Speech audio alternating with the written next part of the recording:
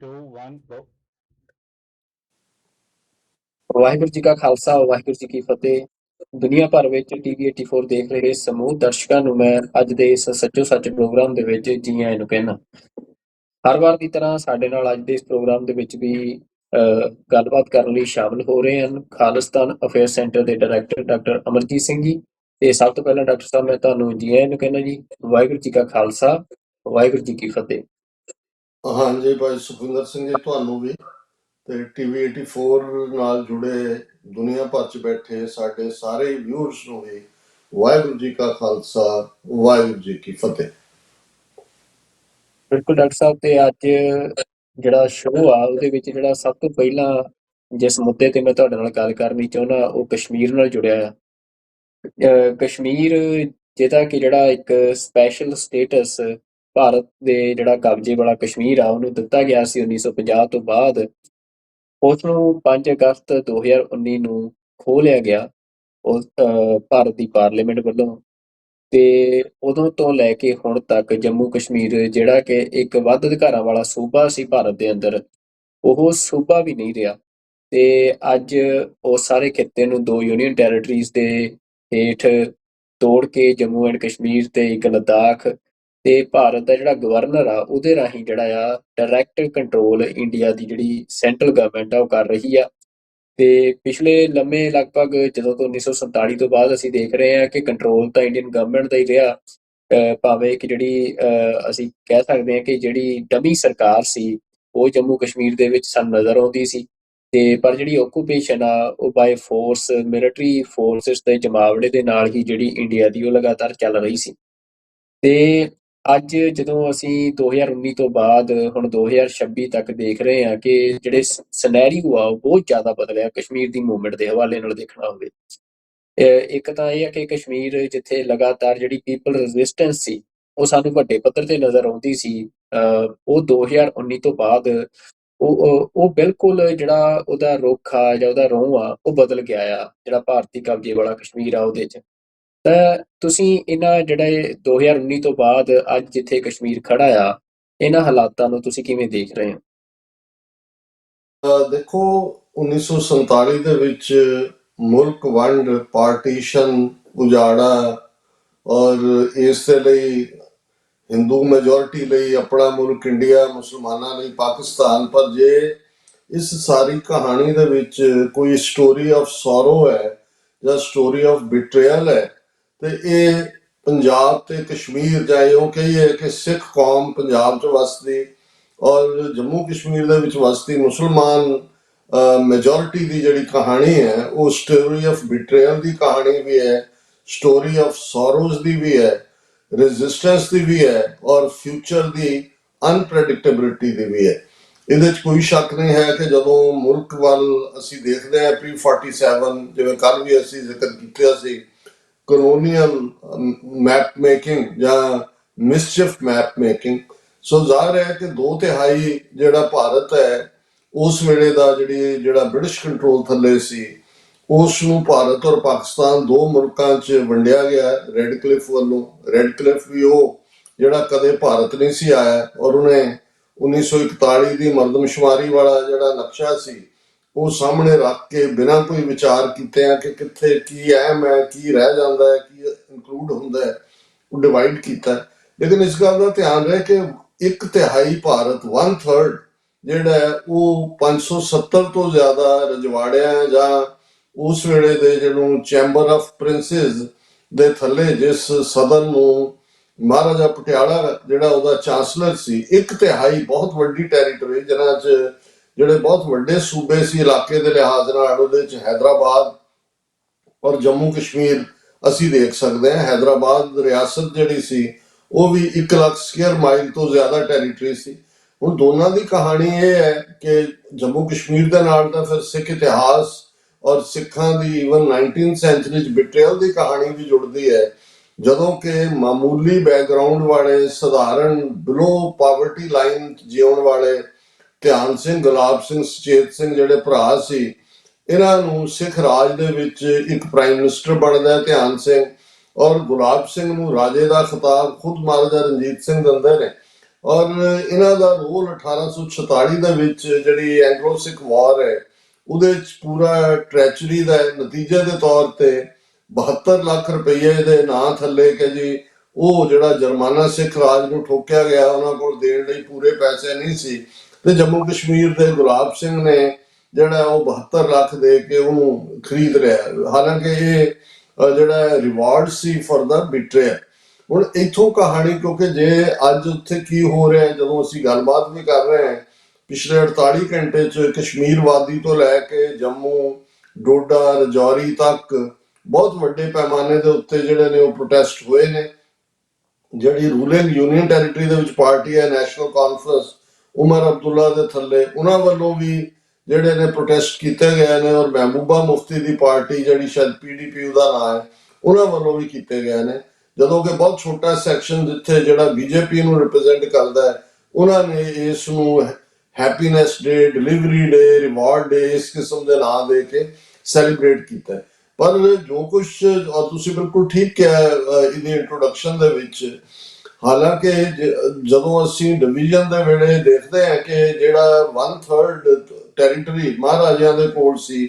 ਉਹਨਾਂ ਦੇ ਕੋਲ ਚੋਇਸ ਸੀ ਇੰਡੀਆ ਜਾਂ ਪਾਕਿਸਤਾਨ, ਪਰ ਇੱਕ ਗ੍ਰੇ ਏਰੀਆ ਵੀ ਸੀ ਜਿਹਦੇ ਥੱਲੇ ਹਾਲਾਂ ਕੋਈ ਬਹੁਤ ਕਲੀਅਰਲੀ ਪੈਨ ਡਾਊਨ ਨਹੀਂ ਸੀ ਕੀਤਾ ਗਿਆ ਕਿ ਉਹ ਆਪਣੇ ਆਪ ਨੂੰ ਆਜ਼ਾਦ ਵੀ ਡਿਕਲੇਅਰ ਕਰ ਸਕਦਾ ਸੀ। ਔਰ ਇਹੀ ਕਾਰਨ ਸੀ ਕਿ ਹੁਣ ਜੰਮੂ ਕਸ਼ਮੀਰ ਦੇ ਵਿੱਚ ਬੇਸ਼ੱਕ ਰਾਜਾ ਜਿਹੜਾ ਉਹ 100 ਸਾਲ ਤੋਂ 1844 ਤੋਂ ਬਾਅਦ ਹਿੰਦੂ ਹੈ, ਪਰ ਉਹਦੀ ਮੈਜੋਰਿਟੀ ਜਿਹੜਾ ਹੈ ਪੋਪੂਲੇਸ਼ਨ ਉਹ ਮੁਸਲਮਾਨਾਂ ਦੀ ਹੈ। ਇਸੇ ਤਰ੍ਹਾਂ ਹੈਦਰਾਬਾਦ ਜਿਹਦਾ ਰਕਬਾ 1 ਲੱਖ ਸਕੁਅਰ ਮਾਈਲ ਤੋਂ ਜ਼ਿਆਦਾ ਸੀ, ਬੇਸ਼ੱਕ ਰਾਜਾ ਉਹਦਾ ਮੁਸਲਮਾਨ ਸੀ, ਨਿਜ਼ਾਮ ਹੈਦਰਾਬਾਦ ਜਿਹਨੂੰ ਕਿਹਾ ਜਾਂਦਾ ਸੀ, ਲੇਕਿਨ ਉਹਨਾਂ ਦੀ ਪੋਪੂਲੇਸ਼ਨ ਹਿੰਦੂ ਮੈਜੋਰਿਟੀ ਸੀ। ਹੁਣ ਦੋਨੋਂ ਹੀ ਇਸ ਪਾਸੇ ਤੁਰੇ, ਔਰ ਇਹ ਕਾਫੀ ਹੱਦ ਤੱਕ ਇਕਨੋਮਿਕਲੀ ਦੂਸਰੇ ਤੀਸਰੇ ਲਿਹਾਜ਼ ਨਾਲ ਵੀ ਇੰਡੀਪੈਂਡੈਂਟ ਰਿਆਸਤਾਂ ਸੀ। ਸੋ ਦੋਨਾਂ ਦੇ ਹੀ ਮਹਾਰਾਜੇ ਨਿਜ਼ਾਮ ਵੀ ਔਰ ਹਰੀ ਸਿੰਘ ਵੀ ਇਹ ਕੰਟੈਂਪਲੇਟ ਕਰ ਰਹੇ ਸੀ ਕਿ ਵੀ ਅਸੀਂ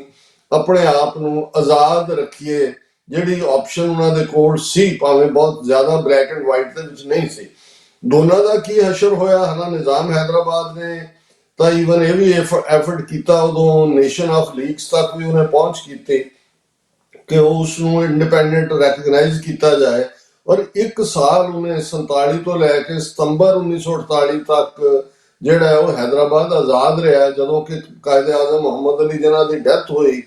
ਉਦੋਂ ਸਤੰਬਰ ਤੋਂ ਦੇ ਉਸ ਮਹੀਨੇ 48 ਚ ਨੈਕਸਟ ਡੇ ਇੰਡੀਅਨ ਆਰਮੀ ਨੇ ਉੱਥੇ ਜਾ ਕੇ ਜਿਹੜਾ ਉਹ ਉਹਨਾਂ ਨੇ ਹਮਲਾ ਕਰਕੇ ਔਰ ਬਹੁਤ ਵੱਡੇ ਪੈਮਾਨੇ ਦੇ ਵਿੱਚ, ਇੱਕ ਅੰਦਾਜ਼ੇ ਮੁਤਾਬਕ ਜਿਹੜੀ ਇੱਕ ਉਹਨਾਂ ਨੇ ਰਿਪੋਰਟ ਵੀ ਉਹਦੇ ਤੇ ਤਿਆਰ ਕਰਵਾਈ ਸੀ ਜਿਹੜੀ ਕਦੇ ਪਬਲਿਸ਼ ਨਹੀਂ ਕੀਤੀ ਗਈ, ਪਰ ਉਹਦੇ ਜਿਹੜੇ ਕੰਟੈਂਟ ਸਾਹਮਣੇ ਆਏ ਉਹਦੇ ਸੀ ਕਿ 30,000 ਤੋਂ ਜ਼ਿਆਦਾ ਮੁਸਲਮਾਨਾਂ ਦਾ ਮਰਡਰ ਕੀਤਾ ਗਿਆ, ਕਿਉਂਕਿ ਨਿਜ਼ਾਮ ਹੈਦਰਾਬਾਦ ਦੀ ਫੌਜ ਵੀ ਸੀ, ਲੋਕਲ ਰਜ਼ਾਕਾਰ ਵੀ ਸੀ, ਔਰ ਉਹਨਾਂ ਨੇ ਰੈਜ਼ਿਸਟ ਵੀ ਕੀਤਾ ਸੀ। ਹੁਣ ਅਸੀਂ ਜਦੋਂ ਜੰਮੂ ਕਸ਼ਮੀਰ ਵੱਲ ਮੁੜਦੇ ਹਾਂ ਕਿ ਕਸ਼ਮੀਰ ਦੇ ਰਾਜਾ ਹਰੀ ਸਿੰਘ ਨੇ, ਜਿਹੜਾ ਕਿ ਮੌਜੂਦਾ ਕਰਨ ਸਿੰਘ, ਬੜਾ ਖਤਰਨਾਕ ਹਿੰਦੂ ਤਵੀ ਜਿਹੜਾ ਸ਼ਿਵ ਸੈਨਾ ਦਾ ਫਾਊਂਡਰ ਹੈ, ਸੈਂਟਰਲ ਮਿਨਿਸਟਰ ਵੀ ਰਿਹਾ ਔਰ ਇੱਥੇ ਅਮਰੀਕਾ 'ਚ ਐਂਬੈਸਡਰ ਵੀ ਰਿਹਾ, ਪੂਰਾ ਸਿੱਖਾਂ ਦਾ ਵਿਰੋਧੀ। ਇਹਦੇ ਪਿਓ ਨੇ ਹਰੀ ਸਿੰਘ ਨੇ ਉਹ ਦੋਨਾਂ ਦੇ ਨਾਲ ਹੀ ਗੱਲਬਾਤ ਵੀ ਕਰ ਰਿਹਾ ਸੀ, ਪਾਕਿਸਤਾਨ ਦੇ ਨਾਲ 1-2 ਡੀਲਸ ਉਹਨੇ ਬਣਾ ਲਈਆਂ ਸੀ, ਕਿਉਂਕਿ ਜਿਹੜਾ ਲਿੰਕ ਸੀ ਜੰਮੂ ਸਿਆਲਕੋਟ ਬੱਸ ਸਰਵਿਸ, ਇਧਰੋਂ ਪਠਾਨਕੋਟ ਜੰਮੂ ਵੀ ਕੋਈ ਰਾਊਟ ਨਹੀਂ ਸੀ, ਕਿਉਂਕਿ ਇਹ ਡਿਸਟ੍ਰਿਕਟ ਗੁਰਦਾਸਪੁਰ ਦਾ ਹਿੱਸਾ ਸੀ, ਮਾਧੋਪੁਰ ਤੱਕ ਦਾ ਜਦੋਂ ਅਸੀਂ ਪਾਰਟ ਦੇਖਦੇ ਹਾਂ। ਸੋ ਦੋਨੋਂ ਪਾਸਿਓਂ ਉਹ ਕਰ ਰਹੇ ਸੀ। ਇਸੇ ਪੀਰੀਅਡ 'ਚ ਜਦੋਂ ਜਿਹੜੇ ਪਾਕਿਸਤਾਨ ਵਾਲੇ ਪਾਸਿਓਂ ਟ੍ਰਾਈਬਲ ਜਾਂ ਕਬਾਇਲੀ ਜਿਹਨਾਂ ਨੂੰ ਅਸੀਂ ਕਹਿੰਦੇ ਹਾਂ, ਉਹਨਾਂ ਨੇ ਜਿਹੜਾ ਜੰਮੂ ਕਸ਼ਮੀਰ ਦਾ ਦੂਸਰਾ ਸ਼ੋਰ ਸੀ, ਜਿਹੜਾ ਮੁਜ਼ੱਫਰਾਬਾਦ ਏਰੀਆ ਇਧਰਲੇ ਰਾਵਲਪਿੰਡੀ ਡਿਵੀਜ਼ਨ ਨਾਲ ਲੱਗਦਾ ਸੀ, ਉੱਥੋਂ ਉਹਨਾਂ ਨੇ ਐਂਟਰੀ ਮਾਰੀ। ਮੁਜ਼ੱਫਰਾਬਾਦ 'ਚ ਸਿੱਖਾਂ ਦਾ ਵੀ ਵੱਡੇ ਪੈਮਾਨੇ ਤੇ ਕਤਲੇਆਮ ਹੋਇਆ। ਫਿਰ ਉਹ ਬਾਗ 'ਚ ਆਏ, ਫਿਰ ਉਹ ਪੁੰਛ 'ਚ ਆਏ, ਔਰ ਜਦੋਂ ਤੱਕ ਉਹ ਸ੍ਰੀਨਗਰ 에ਅਰਪੋਰਟ ਤੋਂ ਕੁਛ ਮੀਲ ਦੂਰ ਸੀ, ਉਦੋਂ ਨਹਿਰੂ ਨੇ ਕਹਿ ਕੇ ਮਹਾਰਾਜਾ ਪਟਿਆਲਾ ਨੂੰ ਜਿਹੜੀਆਂ ਸਿੱਖ ਰੈਜੀਮੈਂਟਸ ਉੱਥੇ ਭੇਜੀਆਂ, ਔਰ ਅਗਲਾ 1 ਸਾਲ ਜਿਹੜਾ ਹੈ ਉਹ ਆਪਸ ਦੇ ਵਿੱਚ ਝਗੜਾ ਵੀ ਹੁੰਦਾ ਰਿਹਾ, ਔਰ ਬਾਕੀ ਰਹਿੰਦਾ ਕਸ਼ਮੀਰ ਤੋਂ ਨਹੀਂ ਲੈ ਸਕੇ। ਲੇਕਿਨ ਕੋਈ ਜੇਤੂ ਨਹੀਂ ਸੀ ਦੋਨਾਂ ਧਿਰਾਂ ਚੋਂ, ਔਰ ਜਵਾਹਰ ਲਾਲ ਨਹਿਰੂ ਇਸ ਕੇਸ ਨੂੰ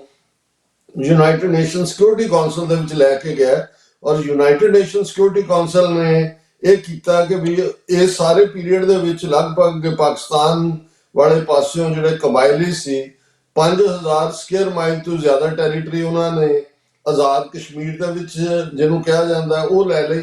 ਔਰ ਇਸ ਤੋਂ ਇਲਾਵਾ ਬਹੁਤ ਵੱਡਾ ਇਲਾਕਾ ਜਿਹੜਾ ਜੰਮੂ ਕਸ਼ਮੀਰ ਦਾ ਉਹ ਗਿਲਗਿਤ ਬਾਲਿਸਤਾਨ ਹੈ, ਪਰ ਉਹ ਸਿੱਧਾ ਗੁਲਾਬ ਸਿੰਘ ਦੇ ਥੱਲੇ ਨਹੀਂ ਸੀ, ਅੰਗਰੇਜ਼ ਰੈਜ਼ੀਡੈਂਟ ਸਨ ਉੱਥੇ, ਔਰ ਉਹਨਾਂ ਨੇ ਫੌਰਨ ਉਸ ਨੂੰ ਪਾਕਿਸਤਾਨ ਦੇ ਨਾਲ ਜ਼ਮ ਕਰ ਲਿਆ। ਇਸ ਲਈ ਗਿਲਗਿਤ ਬਾਲਿਸਤਾਨ ਪਾਕਿਸਤਾਨ ਦਾ ਹਿੱਸਾ ਜਿਹੜਾ ਹੈ ਉਹ ਰਿਹਾ ਜੰਮੂ ਕਸ਼ਮੀਰ ਦੇ ਵਿੱਚ ਟੈਕਨੀਕਲੀ ਸਪੀਕਿੰਗ, ਲੇਕਿਨ ਜਿਹੜਾ ਉਹਨੂੰ ਉਹਨਾਂ ਨੇ ਉਸ ਪਾਸੇ ਨਾਲ ਜੋੜ ਦਿੱਤਾ। ਹੁਣ ਇਧਰੋਂ ਕਹਾਣੀ ਸ਼ੁਰੂ ਹੁੰਦੀ ਹੈ ਬਿਟਰੇਲ ਦੀ ਵੀ। ਇੱਕ ਪਾਸੇ ਤਾਂ ਯੂਐਨ ਸਿਕਿਉਰਿਟੀ ਕੌਂਸਲ ਦੇ ਰੈਜ਼ੋਲੂਸ਼ਨ ਜਿਹਨੂੰ ਨਹਿਰੂ ਨੇ ਕਦੇ ਆਨਰ ਨਹੀਂ ਕੀਤਾ, ਦੂਸਰੇ ਪਾਸੇ ਉਸ ਪੀਰੀਅਡ 'ਚ 1930 ਦੇ ਵਿੱਚ ਇੱਕ ਕਸ਼ਮੀਰੀ ਸਿੱਖ ਨੇ ਆਰਗੇਨਾਈਜੇਸ਼ਨ ਨੈਸ਼ਨਲ ਕਾਨਫਰੰਸ ਬਣਾਈ ਸੀ, ਜਿਹੜੀ ਹਿੰਦੂ ਸਿੱਖ ਮੁਸਲਮਾਨ ਸਭ ਦੀ ਸਾਂਝੀ ਸੀ, ਕਿਉਂਕਿ ਉਹ ਰੈਜ਼ਿਸਟ ਕਰ ਰਹੇ ਸੀ ਹਰੀ ਸਿੰਘ ਦਾ ਮਿਸ ਰੂਲ ਜਿਹੜਾ ਉਸ ਦੇ ਖਿਲਾਫ। ਲੇਟਰ ਔਨ ਸ਼ੇਖ ਅਬਦੁੱਲਾ ਨੇ ਉਸ ਨੂੰ ਟੇਕ ਓਵਰ ਕੀਤਾ ਔਰ ਉਹ ਪ੍ਰੈਜ਼ੀਡੈਂਟ ਬਣਿਆ ਨੈਸ਼ਨਲ ਕਾਨਫਰੰਸ ਦਾ। ਹੁਣ ਜਿਹੜਾ ਭਰਮ ਮਾਸਟਰ ਤਾਰਾ ਸਿੰਘ ਪਾਲ ਰਹੇ ਸੀ ਇਧਰੋਂ ਕਾਂਗਰਸ ਦੇ ਵਾਅਦਿਆਂ ਦਾ, ਜਾਂ ਇੱਕ ਸੈਕੂਲਰ ਮੁਲਕ ਦੇ ਵਿੱਚ ਜ਼ਿਆਦਾ ਓਪਰਚੁਨਿਟੀ ਆਪਣੀਆਂ ਇਕਨੋਮਿਕਲ ਔਰ ਪੋਲੀਟੀਕਲ ਆਜ਼ਾਦੀਆਂ ਦਾ, ਸ਼ੇਖ ਅਬਦੁੱਲਾ ਉਸ ਤੋਂ ਵੀ ਜ਼ਿਆਦਾ, ਕਿਉਂਕਿ ਉਹ ਆਪਣੇ ਆਪ ਨੂੰ ਜਿਨ੍ਹਾਂ ਔਰ ਨਹਿਰੂ ਦੇ ਸਟੇਟਸ ਦਾ ਲੀਡਰ ਸਮਝਦਾ ਸੀ। ਸੋ ਉਸ ਨੇ ਇੱਕ ਪਾਸੇ ਹਰੀ ਸਿੰਘ ਨੇ ਜਿਹੜਾ ਮਿਸਟਰ ਮੈਨਨ ਜਦੋਂ ਜਾਂਦਾ ਹੈ ਤੇ ਜਿਹੜਾ ਉਹਨੂੰ ਡਾਕੂਮੈਂਟ ਆਫ ਐਕਸੈਸ਼ਨ ਕਹਿੰਦੇ ਨੇ ਉਹ ਸਾਈਨ ਕੀਤਾ, ਹਾਲਾਂਕਿ ਪਾਕਿਸਤਾਨ ਨੇ ਹਮੇਸ਼ਾ ਇਸ ਨੂੰ ਡਿਸਪਿਊਟ ਕੀਤਾ ਹੈ ਕਿ ਬਈ ਉਹ ਜਾਲੀ ਹੈ, ਉਹਨੇ ਕਦੇ ਦਸਤਖਤ ਨਹੀਂ ਕੀਤੇ। ਔਰ ਇੱਕ ਫੈਕਟ ਹੈ ਕਿ ਹਰੀ ਸਿੰਘ ਬਾਰੇ ਉਸ ਤੋਂ ਬਾਅਦ ਕਦੇ ਵੀ ਨਹੀਂ ਸੁਣਿਆ ਗਿਆ, ਕਦੇ ਉਹ ਪਬਲਿਕ 'ਚ ਨਹੀਂ ਆਇਆ। ਇਹ ਵੀ ਕਿਹਾ ਜਾਂਦਾ ਉਹ ਬੰਬੇ ਭੇਜ ਦਿੱਤਾ ਗਿਆ ਜਾਂ ਉਹ ਅਰੈਸਟ 'ਚ ਰਿਹਾ ਜਾਂ ਕੀ ਹੋਇਆ। ਕਰਨ ਸਿੰਘ ਨੂੰ ਜ਼ਰੂਰ ਗਰੂਮ ਕਰਕੇ ਨਹਿਰੂ ਨੇ ਫਿਰ ਜਿਹੜਾ ਸੈਂਟਰਲ ਮਿਨਿਸਟਰ ਬਣਾਇਆ। ਪਰ ਸ਼ੇਖ ਅਬਦੁੱਲਾ ਜਿਹੜਾ ਉਸ ਵੇਲੇ ਪੋਪੂਲਰ ਫਰੰਟ ਨੈਸ਼ਨਲ ਕਾਨਫਰੰਸ ਦਾ ਜਿਹੜੀ ਪਾਰਟੀ ਦਾ ਸੈਕੂਲਰ ਕਰੈਕਟਰ ਸੀ, ਔਰ ਜ਼ਾਹਰ ਹੈ ਕਿ ਉਹਦੇ ਨਾਲ ਹੀ ਐਗਰੀਮੈਂਟ ਨਹਿਰੂ ਨੇ ਕੀਤਾ।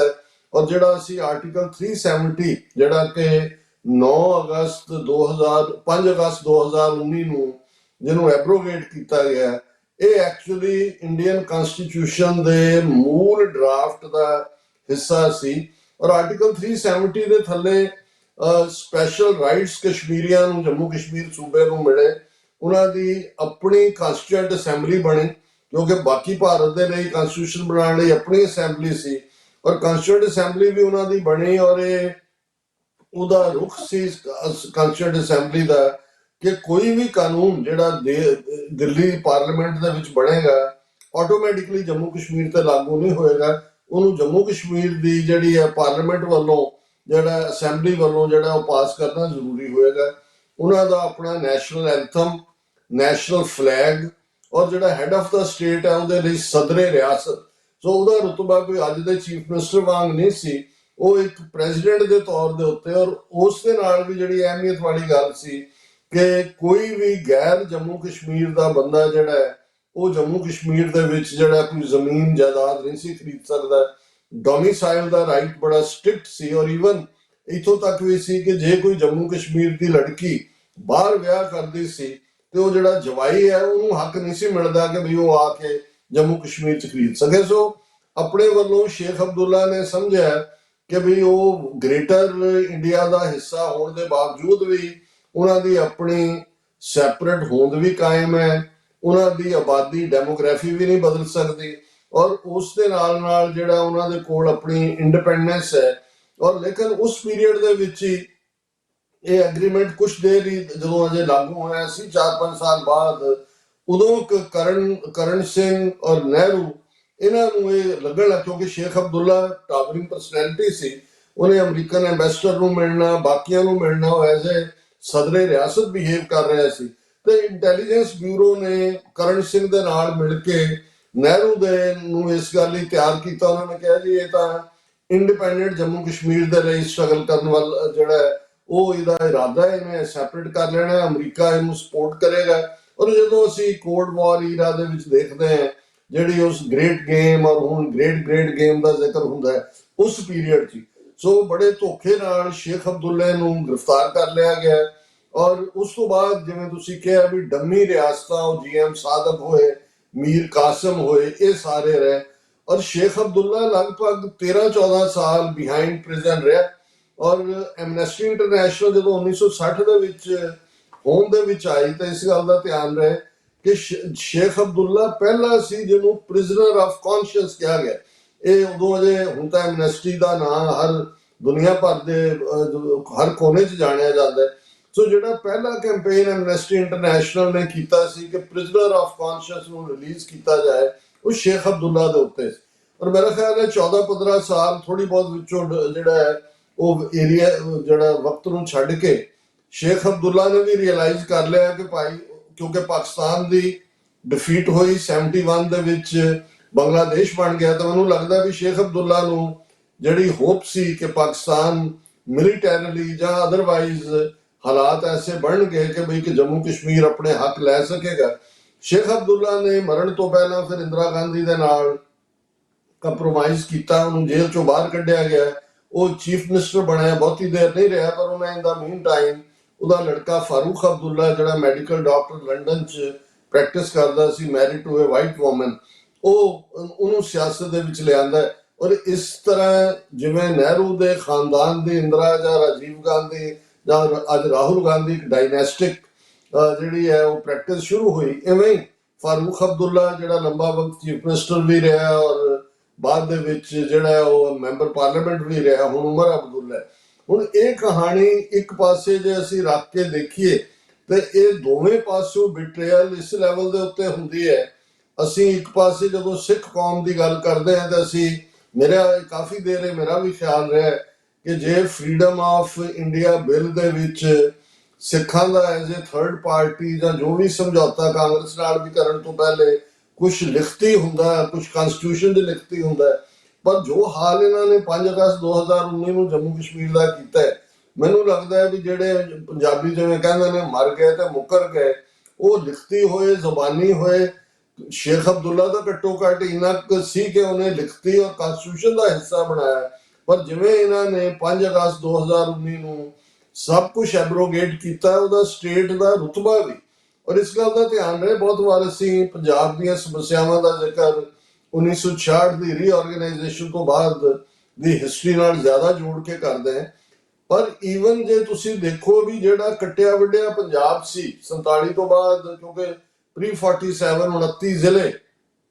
ਅਨਡਿਵਾਈਡਡ ਪੰਜਾਬ ਦੇ ਸੀ, 47 ਦੇ ਵਿੱਚ 16 ਜ਼ਿਲ੍ਹੇ ਪਾਕਿਸਤਾਨ ਦਾ ਹਿੱਸਾ ਬਣੇ, 13 ਜ਼ਿਲ੍ਹੇ ਸਾਡੇ ਵੱਲ ਆਏ। ਲੇਕਿਨ ਤੁਸੀਂ 1966 ਦੇ ਵਿੱਚ ਪੰਜਾਬ ਰੀਆਰਗੇਨਾਈਜੇਸ਼ਨ ਐਕਟ ਦੇ ਥੱਲੇ ਦੇਖੋਗੇ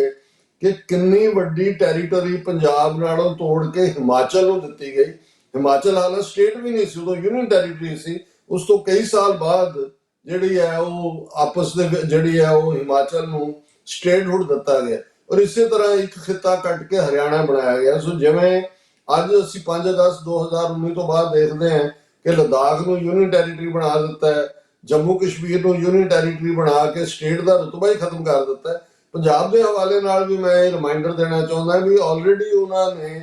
ਪੰਜਾਬ ਦੇ ਇੱਕ ਵੱਡੇ ਖਿੱਤੇ ਨੂੰ, ਇੱਕ ਤਾਂ ਪਾਕਿਸਤਾਨ ਦਾ ਹਿੱਸਾ ਬਣਿਆ, ਦੂਸਰੇ ਨੂੰ ਇਹਨਾਂ ਨੇ ਜਿਸ ਅੰਦਾਜ਼ ਦੇ ਵਿੱਚ ਕੱਟਿਆ ਵੱਢਿਆ, ਔਰ ਹੁਣ ਵੀ ਜਦੋਂ ਆ ਜੰਮੂ ਕਸ਼ਮੀਰ ਨੂੰ ਯੂਨੀਅਨ ਟੈਰੀਟਰੀ ਬਣਾਇਆ ਉਹਨਾਂ ਨੇ, ਤੇ ਇੱਕ ਜਿਹੜੀ ਇਨਸਾਈਡ ਇਨਫੋਰਮੇਸ਼ਨ ਵੀ ਆ ਰਹੀ ਸੀ ਕਿ ਇਹ ਵੀ ਸੈਂਟਰ ਦੀ ਹੋਮ ਮਿਨਿਸਟਰੀ ਦੇ ਵਿੱਚ ਚੱਲ ਰਿਹਾ ਹੈ ਕਿ ਪੰਜਾਬ ਦੀ ਸਮੱਸਿਆ ਦਾ ਹੱਲ ਇਹਨਾਂ ਨੂੰ ਇਹੀ ਪੱਕੇ ਤੌਰ ਤੇ ਕਰਨ ਨੂੰ ਹੈ ਕਿ ਬਈ ਇਹਨੂੰ ਵੀ ਯੂਨੀਅਨ ਟੈਰੀਟਰੀ ਬਣਾ ਦਿਓ। ਪਠਾਨਕੋਟ ਔਰ ਦੂਸਰੇ ਜ਼ਿਲ੍ਹੇ ਜਿਹੜੇ ਕਿ ਨਾਨ ਸਿੱਖ ਮੈਜੋਰਟੀ ਨੇ ਹਿਮਾਚਲ 'ਚ ਦੇ ਦਿਓ, ਕਿਸੇ ਨੂੰ ਜੰਮੂ ਦੇ ਨਾਲ ਜੋੜ ਦਿਓ, ਔਰ ਪੰਜਾਬ ਉਹਨਾਂ ਕੀ ਰਹਿਣ ਦਿਓ। ਹੁਣ ਇਹਨਾਂ ਹਾਲਾਤਾਂ ਦੇ ਵਿੱਚ ਅਸੀਂ ਦੇਖਦੇ ਹਾਂ ਵੀ ਕੱਲਾ ਇਹ ਨਹੀਂ ਹੈ ਵੀ ਉਹਦਾ ਰੁਤਬਾ ਖਤਮ ਕਰਕੇ ਜਾਂ ਸਟੇਟਹੁੱਡ ਖਤਮ ਕਰ ਦਿੱਤਾ ਗਿਆ। ਫਿਰ 3 ਡਰਟੀ ਡੀਜ਼ ਇਹਨਾਂ 7 ਸਾਲਾਂ ਦੇ ਵਿੱਚ। ਉਹਦੇ 'ਚ ਪਹਿਲੀ ਗੱਲ ਤਾਂ ਅਸੀਂ ਦੇਖਦੇ ਹਾਂ ਡੈਮੋਗ੍ਰਾਫੀ ਚੇਂਜ। ਉਹਦੇ 'ਚ ਉਹਨਾਂ ਨੇ, ਔਰ ਜਦੋਂ ਹਰਿਆਣੇ ਦਾ ਚੀਫ ਮਿਨਿਸਟਰ ਉਸ ਵੇਲੇ ਦਾ ਮਨੋਹਰ ਲਾਲ ਖੱਟੜ ਕਹਿੰਦਾ ਹੈ ਕਿ ਅਬ ਤੋਂ हमारे यहाँ गंगा जमुना वाले अपनी नौ जो है वो कश्मीर से लाएंगे। ਹੁਣ ਤੁਸੀਂ ਇਸ ਤੋਂ ਅੰਦਾਜ਼ਾ ਲਾਓ ਵੀ ਇਹਨਾਂ ਦੇ ਕਿੰਨੇ ਡਰਟੀ ਇਰਾਦੇ ਸੀ। ਇਹਨਾਂ ਨੇ ਜਿਹੜੇ, ਜੇ ਅਸੀਂ ਹੁਣ ਲੱਦਾਖ ਦੀ ਸੋਨਮ ਵਾਂਗਚੁਕ, ਬੇਸ਼ੱਕ ਇਹ ਕਾਕਰੋਚ ਜਨਤਾ ਪਾਰਟੀ ਦੇ ਵਰਤ ਵੇੜੇ ਜ਼ਿਆਦਾ ਹਾਈਲਾਈਟ ਹੋਇਆ, ਪਰ ਉਸ ਤੋਂ ਪਹਿਲਾਂ ਉਹਦੇ ਉੱਤੇ ਜਿਹੜਾ NSA 6 ਮਹੀਨੇ ਤੋਂ ਜ਼ਿਆਦਾ ਲੱਗਾ ਜਾਂ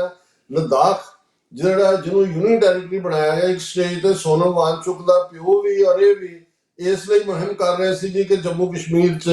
ਕਿਉਂਕਿ ਕਸ਼ਮੀਰਵਾਦੀ ਡੋਮੀਨੇਟ ਕਰਦੀ ਹੈ, ਸਾਡੇ ਰਾਈਟ ਨਹੀਂ ਹੈਗੇ, ਸਾਨੂੰ ਯੂਨੀਅਨ ਟੈਰੀਟਰੀ ਬਣਾ। ਹੁਣ ਉਹ ਚੀਕਾਂ ਮਾਰਦੇ ਨੇ। ਉਹਦਾ ਕਾਰਨ ਲੱਦਾਖ ਦੀ ਬਹੁਤ ਸਾਰੀ ਜਿਹੜੀ ਮਿਨਰਲ ਰਿਚ ਥਾਵਾਂ ਨੇ ਉਹ ਅੰਬਾਨੀਆਂ ਅਡਾਨੀਆਂ ਦੇ ਹਵਾਲੇ ਕਰ ਦਿੱਤੀਆਂ ਨੇ। ਉਹਨਾਂ ਦੀ ਜਿਹੜੀ ਰਿਪਰੈਜ਼ੈਂਟੇਸ਼ਨ ਅਸੈਂਬਲੀ ਦੇ ਵਿੱਚ ਸੀ ਉਹ ਵੀ ਘਟਾਈ, ਐਮਪੀ ਉਹਨਾਂ ਦਾ ਇੱਕ ਹੀ ਹੈ। ਔਰ ਇਸ ਦੇ ਨਾਲ ਨਾਲ ਜਿਹੜੀ ਜੰਮੂ ਕਸ਼ਮੀਰ ਯੂਨੀਅਨ ਟੈਰੀਟਰੀ ਹੈ ਉਹਦੇ 'ਚ ਵੱਡੇ ਪੈਮਾਨੇ ਤੇ ਕਿਤੇ ਤਾਂ ਇਹਨਾਂ ਨੇ ਅਮਰਨਾਥ ਸ਼ਰਾਈਨ ਟਰਸਟ ਦੇ ਨਾਂ ਥੱਲੇ, ਕਿਤੇ ਵੈਸ਼ਨੋ ਦੇਵੀ ਟਰਸਟ ਦੇ ਨਾਂ ਥੱਲੇ ਬਹੁਤ ਸਾਰੀਆਂ ਸਰਕਾਰੀ ਜ਼ਮੀਨਾਂ ਮੰਦਰਾਂ ਦੇ ਹਵਾਲੇ ਕੀਤੀਆਂ। ਔਰ ਪ੍ਰਾਈਵੇਟ ਪ੍ਰਾਪਰਟੀ ਦੇ ਨਾਂ ਥੱਲੇ ਇਹਨਾਂ ਨੇ ਯੂਪੀ ਬਿਹਾਰ ਤੋਂ ਜਿਹੜੀ ਮਾਈਗ੍ਰੈਂਟ ਲੇਬਰ ਹੈ ਉਸ ਨੂੰ ਵੀ ਉੱਥੇ ਹਕੂਕ ਦੇ ਕੇ ਵਸਾਉਣ ਦੀ ਲਾਈਨ, ਜਿਹੜਾ ਪਾਰਟ ਅਸੀਂ ਪੰਜਾਬ ਦੇ ਵਿੱਚ ਦੇਖਦੇ ਹਾਂ ਕਿ ਲਗਾਤਾਰਤਾ ਨਾਲ 66 ਤੋਂ ਬਾਅਦ ਹੀ ਜਿਹੜਾ ਇਹਨਾਂ ਦਾ ਏਜੰਡਾ ਸੀ ਔਰ ਹੁਣ ਇਹ ਕਿਸ ਲੈਵਲ ਤੇ ਗਿਆ।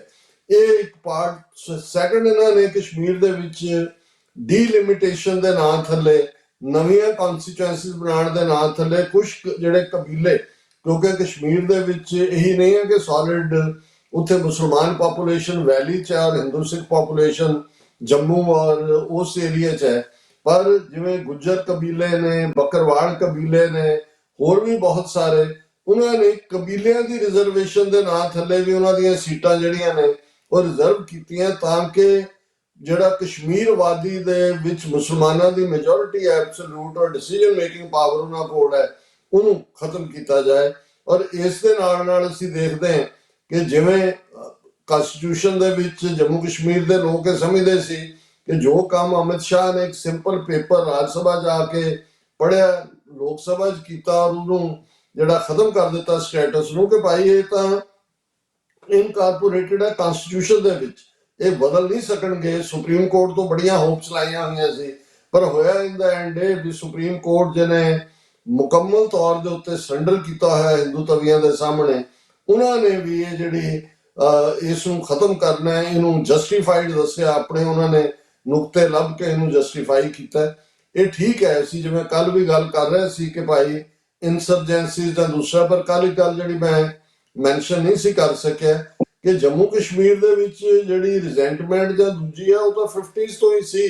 ਜਿਹੜੀਆਂ ਡੰਮੀ ਹਕੂਮਤਾਂ ਵੀ ਨੇ ਉਹ ਜੈਨੂਇਨ ਨਹੀਂ ਸਨ ਔਰ ਫੌਜ ਹੀ ਰੂਲ ਕਰਦੀ ਸੀ। ਲੇਕਿਨ ਸੈਕੰਡ, ਜਦੋਂ ਪੰਜਾਬ ਦੇ ਵਿੱਚ ਜੂਨ 1984 ਤੋਂ ਬਾਅਦ ਖਾਲਿਸਤਾਨ ਦੀ ਸਟਰਗਲ ਦੇ ਲਈ ਜਿਹੜਾ ਉਹ ਹਥਿਆਰਬੰਦ ਸੰਘਰਸ਼ ਦੀ ਸ਼ੁਰੂਆਤ ਹੋਈ ਤੇ 1999 ਦੇ ਵਿੱਚ ਪਹਿਲੀ ਵਾਰ ਕਸ਼ਮੀਰ ਦੇ ਵਿੱਚ ਹਥਿਆਰਬੰਦ ਸੰਘਰਸ਼ ਦਾ ਜਿਹੜਾ ਉਹ ਆਗਾਜ਼ ਹੁੰਦਾ ਹੈ ਔਰ ਬੜੀ ਬਹਾਦਰੀ ਦੇ ਨਾਲ ਉਹ ਜੂਝੇ ਨੇ, ਲੜੇ ਨੇ। ਕਸ਼ਮੀਰੀਆਂ ਬਾਰੇ ਜਿਹੜਾ ਇੱਕ ਪਰਸੈਪਸ਼ਨ ਰਹੀ ਹੈ ਕਿ ਇਹ ਬੜੇ ਜਿਹੜੇ ਨੇ ਡਰਪੋਕ ਕਿਸਮ ਦੇ, ਔਰ ਉਹਨਾਂ ਨੇ ਉਹਨਾਂ ਸਾਰੀਆਂ ਪਰਸੈਪਸ਼ਨਸ ਨੂੰ ਤੋੜਿਆ। ਔਰ ਜਿਸ ਲੈਵਲ ਤੱਕ ਕਸ਼ਮੀਰ ਦੀ struggle, even school going children ਵੀ, ਉਹਨਾਂ ਨੇ ਜਿਸ ਲੈਵਲ ਦੇ ਉੱਤੇ ਆ ਹੁਣ ਜੰਤਰ ਮੰਤਰ ਰੋਡ ਦੇ ਉੱਤੇ ਇੱਕ ਪੈਲਟ ਗਨ ਦੇ ਨਾਲ ਕੋਈ 1-2 ਜ਼ਖਮੀ ਹੋਏ ਨੇ ਤੇ ਇੰਨਾ ਰੌਲਾ ਪਿਆ ਹੋਇਆ ਕਿ ਜੀ ਅਮਿਤ ਸ਼ਾਹ ਦਾ ਅਸਤੀਫਾ ਔਰ ਉਹ ਹੋਏ। ਲੇਕਿਨ ਬਹੁਤਿਆਂ ਨੂੰ ਭੁੱਲ ਜਾਂਦਾ ਹੈ ਕਿ ਇੰਡੀਅਨ ਫੌਜ ਨੇ ਪੈਲਟ ਗਨਸ ਜਿਹੜੀਆਂ ਨੇ ਜਦ ਕਸ਼ਮੀਰ ਵਾਦੀ ਦੇ ਵਿੱਚ ਸਕੂਲੀ ਬੱਚਿਆਂ ਦੇ ਉੱਤੇ ਵਰਤੀਆਂ ਹੋਈਆਂ ਨੇ ਔਰ ਦਰਜਨਾਂ ਨਹੀਂ ਸੈਂਕੜਿਆਂ ਦੀ ਗਿਣਤੀ 'ਚ ਬੱਚੇ ਜਿਹੜੇ ਨੇ ਉਹ ਨਬੀਨੇ ਨੇ, ਬਲਾਈਂਡ ਨੇ, ਕਿਉਂਕਿ ਪੈਲਟ ਗਨ ਤੁਹਾਡੀ ਜਿਹੜੀ ਅੱਖਾਂ ਦੀ ਰੋਸ਼ਨੀ ਖਤਮ ਕਰ ਦਿੰਦੀ ਹੈ। ਸੋ ਇੰਨੀ ਜ਼ਬਰਦਸਤ resistance, United nation security council ਦੇ 14-15 resolution, Pakistan as a party, ਔਰ ਇਹਦੇ ਨਾਲ ਨਾਲ ਈਵਨ ਜਦੋਂ ਅਸੀਂ ਇੰਡਸ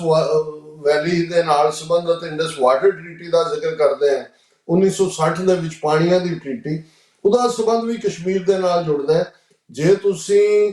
ਚਨਾਹ ਤੇ ਜੇਹਲਮ ਦਾ ਵਹਾਅ ਦੇਖੋ ਜਿਓਗ੍ਰਾਫਿਕਲੀ,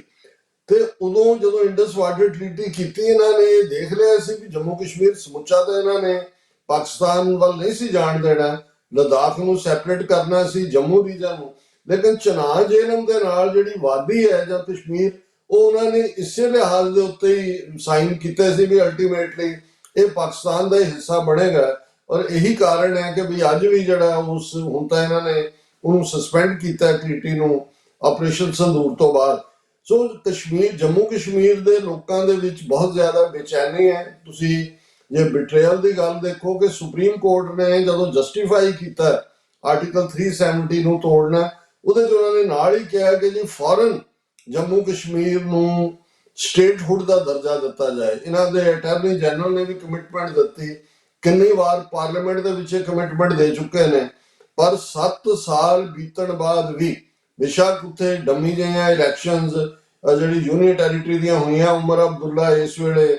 ਚੀਫ ਮਿਨਿਸਟਰ ਹੈ, ਔਰ ਪਿਛਲੇ ਦਿਨਾਂ 'ਚ ਇਹਦਾ ਫਾਰੂਕ ਅਬਦੁੱਲਾ ਦੇ ਇੰਟਰਵਿਊ 'ਚੋਂ ਕਹਿ ਰਿਹਾ ਸੀ ਕਿ ਵੀ ਕਾਹਦਾ ਚੀਫ ਮਿਨਿਸਟਰ ਹੈ, ਉਹਨੂੰ ਤਾਂ ਈਵਨ ਸਿਕਿਉਰਿਟੀ ਰਿਲੇਟਡ ਕਿਸੇ ਮੀਟਿੰਗ 'ਚ ਵੀ ਨਹੀਂ ਸੱਦਿਆ ਜਾਂਦਾ। ਔਰ ਇਹੀ ਕਾਰਨ ਹੈ ਕਿ ਈਵਨ ਕੁਮਾਰ ਜਿਹੜਾ ਮਨੋਜ ਸਿਨਹਾ ਕੇ ਕੀ ਨਾਂ ਹੈ, ਜਿਹੜਾ ਗਵਰਨਰ ਹੈ, ਪ੍ਰੈਕਟੀਕਲੀ ਉਹੀ ਰਨ ਕਰ ਰਿਹਾ। ਹੁਣ ਲਾ ਐਂਡ ਆਰਡਰ ਦਾ ਕਸ਼ਮੀਰ 'ਚ ਕੀ ਹਾਲ ਹੈ, ਬਹੁਤ ਵਾਰ ਇਹ ਸੀ ਜੀ ਕਿ ਆਰਟੀਕਲ 370 ਹੈ ਔਰ ਉਹਦਾ ਮਿਸਯੂਜ਼ ਹੋ ਰਿਹਾ ਔਰ ਪਾਕਿਸਤਾਨ ਨੂੰ ਅਸੀਂ ਸਬਕ ਸਿਖਾਉਣਾ ਹੈ। ਲੇਕਿਨ ਅੱਜ ਵੀ ਜਿੰਨੀ ਕੁ ਫੌਜ 5 ਅਗਸਤ 2019 ਤੋਂ ਪਹਿਲਾਂ ਸੀ ਜੰਮੂ ਕਸ਼ਮੀਰ 'ਚ, ਉਸ ਨਾਲੋਂ 1.5 ਗੁਣਾ ਜ਼ਿਆਦਾ ਫੌਜ ਉੱਥੇ ਹੈ। ਇਹਦੇ ਬਾਵਜੂਦ ਕਿ ਇੰਨੀ ਵੱਡੀ ਗਿਣਤੀ 'ਚ ਫੌਜ ਔਰ ਦੂਸਰਾ, ਲੇਕਿਨ ਪੁਲਵਾਮਾ ਵੀ ਉੱਥੇ ਹੋਇਆ ਹੈ, ਪਹਿਲਗਾਮ ਵੀ ਉੱਥੇ ਹੋਇਆ ਹੈ। ਇਹ ਸਾਰਾ ਜਿਹੜਾ ਕੁਝ ਦਿਨ ਪਹਿਲਾਂ ਹੀ ਜਿਹੜਾ ਅਗੇਨ ਦਹਿਸ਼ਤਗਰਦੀ ਦੀਆਂ ਘਟਨਾਵਾਂ, ਔਰ ਉਹਦੇ 'ਚ ਹੁਣ ਇਹ ਦੋਸ਼ ਨਹੀਂ ਦੇ ਸਕਦੇ ਕਿ ਜੀ ਉਹਦੇ 'ਚ ਚੀਫ ਮਿਨਿਸਟਰ ਦਾ ਕਸੂਰ ਹੈ ਜਾਂ ਮਹਿਬੂਬਾ ਦੀ ਹਮਦਰਦੀ ਹੈ ਜਾਂ ਫਲਾਣੇ ਦੀ ਹੈ। ਉਹਦੇ ਸਿੱਧਾ ਸਿੱਧਾ ਸਿਕਿਉਰਿਟੀ ਦਾ ਜਿਹੜਾ ਉਹਨਾਂ ਦੇ ਕੋਲ ਹੈ ਕੰਟਰੋਲ। ਸੋ ਕਹਾਣੀ ਅਗੇਨ ਜਦੋਂ ਅਸੀਂ ਸਟੋਰੀ ਆਫ ਬਿਟਰੇਲ ਦੀ ਗੱਲ ਕਰਦੇ ਹਾਂ, ਦੋਨੋਂ ਕੌਮਾਂ ਠੱਗੀਆਂ ਮਹਿਸੂਸ ਵੀ ਕਰਦੀਆਂ ਨੇ ਆਪਣੀ ਲੀਡਰਸ਼ਿਪ ਦੇ ਉੱਤੇ। ਇਧਰੋਂ ਮਾਸਟਰ ਤਾਰਾ ਸਿੰਘ ਬਲਦੇਵ ਸਿੰਘ ਹੋਣ, ਉਧਰ ਸ਼ੇਖ ਅਬਦੁੱਲਾ ਦੀ ਲਾਈਨ ਹੋਏ, ਪਰ ਲੈ ਦੇ ਕੇ ਅਲਟੀਮੇਟਲੀ ਰਸਤਾ ਵੀ ਕੋਈ ਨਜ਼ਰ ਨਹੀਂ ਆਉਂਦਾ। ਇਹ ਠੀਕ ਹੈ ਕਿ ਵੀ ਇਸ ਵੇਲੇ ਅਨਫੋਰਚੂਨੇਟ ਪਾਰਟ ਜਿਹੜਾ ਇੱਕ ਵਾਪਰਿਆ ਕਿ ਆਜ਼ਾਦ ਕਸ਼ਮੀਰ ਜਿਹੜਾ 5000 ਸਕੁਅਰ ਮਾਈਲ ਦੇ ਕਰੀਬ ਟੈਰੀਟਰੀ ਹੈ, ਉਹਦੇ 'ਚ ਵੀ ਬੜੀ ਜ਼ਬਰਦਸਤ ਰਿਜ਼ੈਂਟਮੈਂਟ ਹੈ। ਪਾਕਿਸਤਾਨੀ ਰੇਂਜਰਸ ਦੀ ਫਾਇਰਿੰਗ ਨਾਲ 80 ਤੋਂ ਜ਼ਿਆਦਾ ਲੋਕ ਮਾਰੇ ਗਏ ਨੇ। ਸੋ ਮੈਨੂੰ ਇਹ ਲੱਗਦਾ ਹੈ ਕਿ ਵੀ ਇਹ ਠੀਕ ਹੈ ਕਿ ਉਸ ਕਿਸਮ ਦੀ ਰੈਜ਼ਿਸਟੈਂਸ ਜਿਹੜੀ 84 ਤੋਂ ਬਾਅਦ 99 ਚ ਜਾਂ ਇੱਕ ਸਟੇਜ ਤੇ ਜਦੋਂ ਇਹਨਾਂ ਨੇ ਪ੍ਰੈਜ਼ੀਡੈਂਟ ਕਲਿੰਟਨ 20 ਮਾਰਚ 2000 ਨੂੰ ਨਵੀਂ ਦਿੱਲੀ 에ਅਰਪੋਰਟ ਤੇ ਉਤਰਦਾ ਹੈ, ਔਰ ਉਦੋਂ 35 ਸਿੱਖਾਂ ਦਾ ਇੰਡੀਅਨ ਏਜੰਸੀਆਂ ਨੇ ਬਰੂਟਲ ਕਤਲੇਆਮ ਕੀਤਾ ਸੀ ਚਿੱਠੀ ਸਿੰਘਪੁਰਾ ਪਿੰਡ ਦੇ ਵਿੱਚ। ਉਹਦਾ ਰੀਜ਼ਨ ਵੀ ਇਹੀ ਸੀ ਕਿ ਉਦੋਂ ਪ੍ਰੈਜ਼ੀਡੈਂਟ ਕਲਿੰਟਨ ਔਰ ਦੂਸਰਿਆਂ ਦਾ ਦਬਾਅ ਸੀ ਇੰਡੀਆ ਦੇ ਉੱਤੇ ਕਿ ਭਾਈ ਜੰਮੂ ਕਸ਼ਮੀਰ ਦੇ ਮਸਲੇ ਨੂੰ ਹੱਲ ਕਰੋ। ਹੁਣ ਤਾਂ ਇਹ ਇੰਨੇ ਵਿਹਰੇ ਹੋਏ ਨੇ ਕਿ ਜੇ ਪਾਕਿਸਤਾਨ ਕਿਸੇ ਮੁੱਦੇ ਦੇ ਉੱਤੇ, ਜਿਵੇਂ ਇਸ ਦਿਨ ਦੇ ਹਵਾਲੇ ਨਾਲ ਹੀ ਉਹਨਾਂ ਦੇ ਡਿਪਟੀ ਪ੍ਰਾਈਮ ਮਿਨਿਸਟਰ ਨੇ ਕੋਈ ਬਿਆਨ ਦਿੱਤਾ ਹੈ ਤੇ ਤਾਬੜਤੋੜ ਹਮਲੇ ਇੰਡੀਅਨ ਫੋਰਨ ਮਿਨਿਸਟਰੀ ਕਰਦੀ ਹੈ। ਜੇ ਯੂਐਨ ਦੇ ਵਿੱਚੋਂ ਗੱਲ ਕਰਦੇ ਨੇ ਤਾਂ ਇੰਡੀਆ ਜੋ ਕਸ਼ਮੀਰ ਦੀ ਗੱਲ ਕਰਦੇ ਨੇ ਤਾਂ ਇੰਡੀਆ ਤਾਬੜਤੋੜ ਪਾਕਿਸਤਾਨ ਨੂੰ ਐਪੀ ਸੈਂਟਰ ਆਫ ਟੈਰਰਿਜ਼ਮ ਕਹਿ ਕੇ ਕਰਦਾ ਹੈ। ਸੋ ਮੈਨੂੰ ਲੱਗਦਾ ਹੈ ਵੀ ਲੋਕਾਂ ਦਾ ਜੇ ਵਹਾਅ ਦੇਖਣਾ ਹੋਏ, ਮੈਂ ਕਾਫੀ ਕਲੋਜ਼ਲੀ ਮੋਨੀਟਰ ਕੀਤਾ ਹੈ ਜਿਸ ਲੈਵਲ ਦੇ ਪ੍ਰੋਟੈਸਟ ਨੇ, ਜਿਸ ਲੈਵਲ ਦੇ ਉੱਤੇ ਲੋਕਾਂ ਦੇ ਵਿੱਚ ਬੇਚੈਨੀ ਹੈ ਔਰ ਚਾਰ ਚੁਫੇਰੇ ਇੱਕ ਨਿਰਾਸ਼ਤਾ ਵੀ ਹੈ। ਪਰ ਮੈਂ ਸਮਝਦਾ ਵੀ ਅਲਟੀਮੇਟਲੀ ਇਹ ਜਿਹੜੇ ਰਿਪਰੈਸਿਵ ਰਜੀਮ ਹੁੰਦੇ ਨੇ, ਠੀਕ ਹੈ ਕਈ ਵਾਰ ਤੁਹਾਨੂੰ ਜੁਗਰਾਫੀਆ ਉਸ ਹਾਲਤ ਦੇ ਵਿੱਚ ਸੁੱਟ ਦਿੰਦਾ ਹੈ। ਜਿਵੇਂ ਮੈਂ ਕਈ ਵਾਰ ਕੁਰਦਾਂ ਦਾ ਹਾਲ ਦੇਖਦਾ ਕਿ ਕੁਰਦਾਂ ਦੀ ਆਬਾਦੀ ਵੀ 35 ਮਿਲੀਅਨ ਹੈ ਤੇ ਇਸ ਮੈਪ ਮੇਕਿੰਗ ਦੇ ਥੱਲੇ ਕਿਵੇਂ 7-8 ਮਿਲੀਅਨ ਕੁਰਦ ਜਿਹੜੇ ਨੇ ਉਹ ਟਰਕੀ ਦੇ ਵਿੱਚ ਫਸ ਗਏ, ਤੁਰਕੀਏ 'ਚ ਜਿੱਥੇ ਉਹ ਘਰਾਂ 'ਚ ਆਪਣੀ ਬੋਲੀ ਵੀ ਨਹੀਂ ਬੋਲ ਸਕਦੇ। 2-3 ਮਿਲੀਅਨ ਜਿਹੜੇ ਨੇ ਉਹ ਇਰਾਕ 'ਚ ਫਸੇ ਨੇ, ਜ਼ਿਆਦਾ ਨੇ, ਇਰਾਕ 'ਚ 5 ਮਿਲੀਅਨ ਦੇ ਕਰੀਬ। ਉੱਥੇ ਉਹਨਾਂ ਨੇ ਨਾਰਦਰਨ ਕੁਰਦਿਸਤਾਨ ਉਹ ਸੈਮਾਈ ਇੰਡੀਪੈਂਡੈਂਟ ਜਿਹਾ ਹੈ, ਇੱਕ ਹਿੱਸਾ ਸੀਰੀਆ 'ਚ ਫਸਿਆ ਹੋਇਆ ਹੈ, ਇੱਕ ਹਿੱਸਾ ਈਰਾਨ 'ਚ ਫਸਿਆ ਹੋਇਆ। ਹਾਲਾਂਕਿ ਕੁਰਦ ਕਬੀਲਿਆਂ ਦਾ ਆਪਣਾ ਬੜਾ ਇੱਕ ਫਖਰ ਭਰਿਆ ਇਤਿਹਾਸ ਰਿਹਾ ਔਰ ਜਿਹੜੀ ਇਸਲਾਮਿਕ ਹਿਸਟਰੀ 'ਚ ਜਿਹਨੂੰ ਬੜੇ ਪ੍ਰਾਈਡ ਨਾਲ ਸਲਾਹੁਦੀਨ ਕਿਹਾ ਜਾਂਦਾ ਹੈ ਵੀ ਸਲਾਹੁਦੀਨ ਨੇ ਰਿਚਰਡ ਨੂੰ ਡਿਫੀਟ ਕੀਤਾ ਸੀ। ਸਲਾਹੁਦੀਨ ਇੱਕ ਕੁਰਦ ਸੀ। ਬਹੁਤ ਵਾਰੀ ਤੁਸੀਂ ਉਹਨਾਂ ਦਾ ਮਿਊਜ਼ਿਕ ਔਰ ਦੂਸਰਾ ਸੁਣੋ ਤੇ ਤੁਹਾਨੂੰ ਕਈ ਜਿਹੜੀਆਂ ਸਿਮਿਲੈਰਿਟੀਜ਼ ਨੇ ਆਪਣੇ ਪੰਜਾਬ ਦੇ ਨਾਲ ਲੱਗਦੀਆਂ ਨੇ। ਪਰ ਜਿਵੇਂ ਮੈਂ ਕਿਹਾ ਵੀ ਜਿਹੜਾ ਜਦੋਂ ਕੌਮਾਂ ਮੈਪ ਮੇਕਿੰਗ ਦਾ ਸ਼ਿਕਾਰ ਹੁੰਦੀਆਂ ਨੇ, ਜਿਵੇਂ ਸਿੱਖ ਕੌਮ ਹੋਈ, ਕਸ਼ਮੀਰੀ ਹੋਏ, ਤੇ ਫਿਰ ਇਹ ਉਹਨਾਂ ਲੋਕਾਂ ਦਾ ਯਤਨ ਹੁੰਦਾ ਹੈ ਕਿ ਉਸ ਆਵਾਜ਼ ਨੂੰ ਬੁਲੰਦ ਰੱਖਣ। ਮੈਪ ਬਦਲਦੇ ਰਹਿੰਦੇ ਨੇ, ਹਾਲਾਤ ਬਦਲਦੇ ਰਹਿੰਦੇ ਨੇ, ਲੋਕਾਂ ਦੇ ਵਿੱਚ ਐਸਪੀਰੇਸ਼ਨ, ਸਿਆਸੀ ਉਮੰਗਾਂ ਜਿਉਂਦੀਆਂ ਰਹਿਣੀਆਂ ਚਾਹੀਦੀਆਂ ਨੇ। ਔਰ ਇੱਕ ਐਕਟਿਵਿਸਟ ਹੋਣ ਦੇ ਨਾਤੇ ਮੈਂ ਸਮਝਦਾ ਵੀ ਸਾਡੇ ਗੁਰੂ ਸਾਹਿਬਾਨ ਨੇ ਤਾਂ ਈਵਨ ਜੇ ਹਰੀਚੰਦ ਰਾਜਾ ਹੰਡੂਰੀਆ ਆ ਕੇ ਤੀਰ ਚਲਾਉਂਦਾ, ਬੇਸ਼ੱਕ ਜਬੈ ਬਾਣ ਲਾਗਿਓ ਤਬੈ ਰੋਸ ਜਾਗਿਓ ਵੀ ਗੁਰੂ ਸਾਹਿਬ ਫਰਮਾਉਂਦੇ ਨੇ, ਪਰ ਉਹਨੂੰ ਹਰੀਚੰਦ ਬੀਰਨ ਕਹਿੰਦੇ ਨੇ ਕਿ ਬਹਾਦਰ, ਇਹ ਸਾਡਾ ਹਿੱਸਾ ਹੈ। ਈਵਨ ਔਰੰਗਜ਼ੇਬ ਦੇ ਨੂੰ ਲਿਖੇ ਜ਼ਫਰਨਾਮੇ 'ਚ ਵੀ 10ਵੇਂ ਪਾਤਸ਼ਾਹ ਉਸ ਦੀ ਬਹਾਦਰੀ ਦੀ ਵੀ ਦਾਤ ਦਿੰਦਾ ਨੇ ਤਾਂ ਉਹਨੂੰ ਫਿਰ ਸ਼ਰਮ ਵੀ ਦਿੰਦਾ ਨੇ। ਸੋ ਮੈਂ ਸਮਝਦਾ ਵੀ ਜੰਮੂ ਕਸ਼ਮੀਰ ਦੇ ਬਹਾਦਰ ਲੋਕ ਔਰ ਉਹਨਾਂ ਦੇ ਜਿਹੜੇ ਐਕਟਿਵਿਸਟ ਨੇ, ਉਹਨਾਂ ਨੇ ਬੜੀ ਬਹਾਦਰੀ ਦੇ ਨਾਲ ਆਪਣੇ ਕਾਜ਼ ਨੂੰ ਅੱਗੇ ਤੋਰਿਆ। ਅੱਜ ਵੀ ਜੰਮੂ ਕਸ਼ਮੀਰ ਦੇ ਲੋਕ ਆਪਣੀ ਆਜ਼ਾਦੀ ਦੇ ਲਈ, ਭਾਵੇਂ ਉਹਨਾਂ ਦੇ ਅੰਦਰ ਹੀ ਉਮੰਗਾਂ ਨੇ, ਬਾਹਰ ਉਹਨਾਂ ਦੇ ਉੱਤੇ ਵੀ ਬਹੁਤ ਜ਼ੁਲਮ ਹੋਇਆ। ਅਸੀਂ ਪੰਜਾਬ 'ਚ ਅਣਪਛਾਤੀਆਂ ਲਾਸ਼ਾਂ ਦੀ ਦਾਸਤਾਨ, ਉਸ ਦਾ ਟਿਪ ਆਫ ਐਨ ਆਈਸਬਰਗ ਜੋ ਜਸਵੰਤ ਸਿੰਘ ਖਾਲੜਾ ਨੇ ਸਾਹਮਣੇ ਲਿਆਂਦਾ। ਪਰ ਤੁਸੀਂ ਜਦੋਂ ਜੰਮੂ ਕਸ਼ਮੀਰ, ਖਾਸ ਤੌਰ ਤੇ ਕਸ਼ਮੀਰ ਵਾਦੀ ਦੇ ਹਵਾਲੇ ਨਾਲ ਦੇਖੋਗੇ ਤੇ ਉੱਥੇ ਤਾਂ ਇੰਨੀਆਂ ਟੋਮਸ ਨੇ, ਕਬਰਾਂ ਨੇ, ਜਿਨ੍ਹਾਂ ਦੇ ਵਿੱਚ ਮਾਸ ਗ੍ਰੇਵਸ ਉਹਨਾਂ ਨੇ ਬਣਾ ਕੇ ਉਹਨਾਂ ਨੂੰ ਮਾਰਿਆ ਲੱਖਾਂ ਦੀ ਗਿਣਤੀ ਦੇ ਵਿੱਚ। ਔਰ ਇਹੀ ਜਿਵੇਂ ਪੰਜਾਬ ਦੇ ਵਿੱਚ ਔਰਤਾਂ ਨੂੰ ਵੀ as a weapon sexual exploitation ਔਰ ਡਿਫੀਟ ਕਰਨ ਦਾ ਜਿਹੜਾ ਲੜਨ ਵਾਲਿਆਂ ਨਾਲ ਵਰਤਿਆ ਗਿਆ, ਕਸ਼ਮੀਰ 'ਚ ਬਹੁਤ ਬਦਤਰ ਤਰੀਕੇ ਨਾਲ ਵਰਤਿਆ ਗਿਆ। ਅੱਜ ਵੀ ਉੱਥੇ ਫੌਜ ਦੇ ਕੋਲ ਉਸ ਕਿਸਮ ਦੇ ਅਖਤਿਆਰ ਨੇ। ਅਸੀਂ ਈਵਨ ਚਿੱਠੀ ਸਿੰਘਪੁਰਾ ਦੀ ਗੱਲ ਕੀਤੀ ਹੈ, ਜੇ ਅਸੀਂ ਇਹਨਾਂ ਆਲਮੋਸਟ 26 ਸਾਲ ਬਾਅਦ ਵੀ ਦੇਖੀਏ ਤੇ ਕੋਈ ਇਨਕੁਆਇਰੀ, ਕੋਈ ਇਨਵੈਸਟੀਗੇਸ਼ਨ ਔਰ ਕੋਈ ਪਾਰਟ ਵੀ, ਹਾਲਾਂ ਇਹ ਵੀ ਸਾਹਮਣੇ ਆ ਗਿਆ ਸੀ ਕਿ ਪਥਰੀਵਾਲ ਦੇ ਨੇੜਿਓਂ 5 ਕਸ਼ਮੀਰੀ ਨੌਜਵਾਨ ਚੁੱਕ ਕੇ ਉਹਨਾਂ ਨੂੰ ਲਸ਼ਕਰੇ ਤੋਇਬਾ ਦੇ ਕਹਿ ਕੇ ਮਾਰ ਦਿੱਤਾ ਸੀ। ਲੇਕਿਨ ਇਨ ਦਾ ਐਂਡ ਸੁਪਰੀਮ ਕੋਰਟ ਚੋਂ ਵੀ ਕੁਝ ਨਹੀਂ ਨਿਕਲਣਾ। ਸੋ ਮੈਂ ਇੱਕ ਐਕਟਿਵਿਸਟ ਹੋਣ ਦੇ ਨਾਤੇ ਕਸ਼ਮੀਰੀ ਲੋਕਾਂ ਦੀ ਬਹਾਦਰੀ ਨੂੰ ਵੀ ਸਲੂਟ ਕਰਦਾ। ਉਹਨਾਂ ਦੇ ਲਈ ਅਸੀਂ ਸ਼ੁਭ ਕਾਮਨਾਵਾਂ ਵੀ ਰੱਖਦੇ ਹਾਂ ਕਿ ਇੱਕ ਉਹ ਦਿਨ ਦੂਰ ਨਹੀਂ ਹੈ। ਔਰ ਮੈਂ ਅਕਸਰ ਇੱਕ ਕੋਟ ਦੁਹਰਾਉਂਦਾ ਹੈ ਕਿ the road from Lahore to Srinagar goes via Amritsar. ਮਤਲਬ ਇਹ ਹੈ ਕਿ ਕਸ਼ਮੀਰ, ਜੰਮੂ ਕਸ਼ਮੀਰ ਦੀ ਆਜ਼ਾਦੀ ਜਿਹੜੀ ਹੈ ਉਹ ਖਾਲਿਸਤਾਨ ਦੀ ਆਜ਼ਾਦੀ ਨਾਲ ਜੁੜੀ ਹੋਈ ਹੈ। ਅੰਮ੍ਰਿਤਸਰ ਲਿਬਰੇਟ ਹੁੰਦਾ ਹੈ ਤੇ ਫਿਰ ਸ੍ਰੀਨਗਰ ਵੀ ਲਿਬਰੇਟ ਹੁੰਦਾ ਹੈ। ਸੋ ਇਹ ਸਾਡੀਆਂ ਉਹਨਾਂ ਦੇ ਲਈ ਦੁਆਵਾਂ ਨੇ ਇਸ ਦਿਨ ਦੇ ਮੌਕੇ ਤੇ। ਬਿਲਕੁਲ ਡਾਕਟਰ ਸਾਹਿਬ, ਜਿਵੇਂ ਜਿਹੜੀ ਇਹ ਰੈਜ਼ਿਸਟੈਂਸ ਆ ਕਸ਼ਮੀਰ ਦੀ, ਉਹਦੇ ਅਸੀਂ ਪੜਾਅ ਦੇਖ ਰਹੇ ਹਾਂ ਕਿ ਅਸੀਂ ਪਿਛਲੇ ਕੁਝ ਸਾਲਾਂ 'ਚ ਉਹ ਪੜਾਅ ਵੀ ਦੇਖਿਆ ਜਦੋਂ ਤੁਸੀਂ ਉਹਨਾਂ ਦੇ ਨੌਜਵਾਨ ਸੜਕਾਂ ਦੇ ਉੱਤੇ ਉਤਰੇ ਅਸੀਂ ਦੇਖਦੇ ਸੀ। ਚਾਹੇ ਬੱਚੇ ਛੋਟੀਆਂ ਉਮਰਾਂ ਦੇ ਤੇ ਬਜ਼ੁਰਗ, ਤੇ ਜਿਹੋ ਜਿਹਾ ਆਪਰੇਸ਼ਨ ਸੜਕਾਂ ਦੇ ਉੱਤੇ ਇੰਡੀਅਨ ਆਰਮ ਫੋਰਸਿਸ ਨੇ ਕੀਤਾ, ਉਹ ਸਾਰੀ ਦੁਨੀਆ ਦੀਆਂ ਅਖਬਾਰਾਂ ਉਹਦੀਆਂ ਗਵਾਹ ਨੇ। ਪਰ ਉਸ ਤੋਂ ਬਾਅਦ ਜਿਹੜਾ ਇਹ ਮਤਲਬ ਜਿਹੜਾ ਇੱਕ ਭਾਰਤ ਸਰਕਾਰ ਨੇ ਜਿਹੜੀ ਅਪਰੋਚ ਲਈ ਆ ਉਹ 2019 ਦੇ ਵਿੱਚ, ਉਸ ਤੋਂ ਬਾਅਦ ਜਿਹੜੀ ਇੱਥੇ ਇੱਕ ਜਿਵੇਂ ਕਹਿੰਦੇ ਹੁੰਦੇ ਆ ਕਿ ਉਹ ਕਿਸੇ ਵੱਡੇ ਤੂਫਾਨ ਤੋਂ ਪਹਿਲਾਂ ਦੀ ਸ਼ਾਂਤੀ ਵਰਗਾ ਮਾਹੌਲ ਅਸੀਂ ਇਸ ਟਾਈਮ ਕਸ਼ਮੀਰ 'ਚ ਪਿਛਲੇ ਸਾਲਾਂ ਤੋਂ ਦੇਖ ਰਹੇ ਹਾਂ।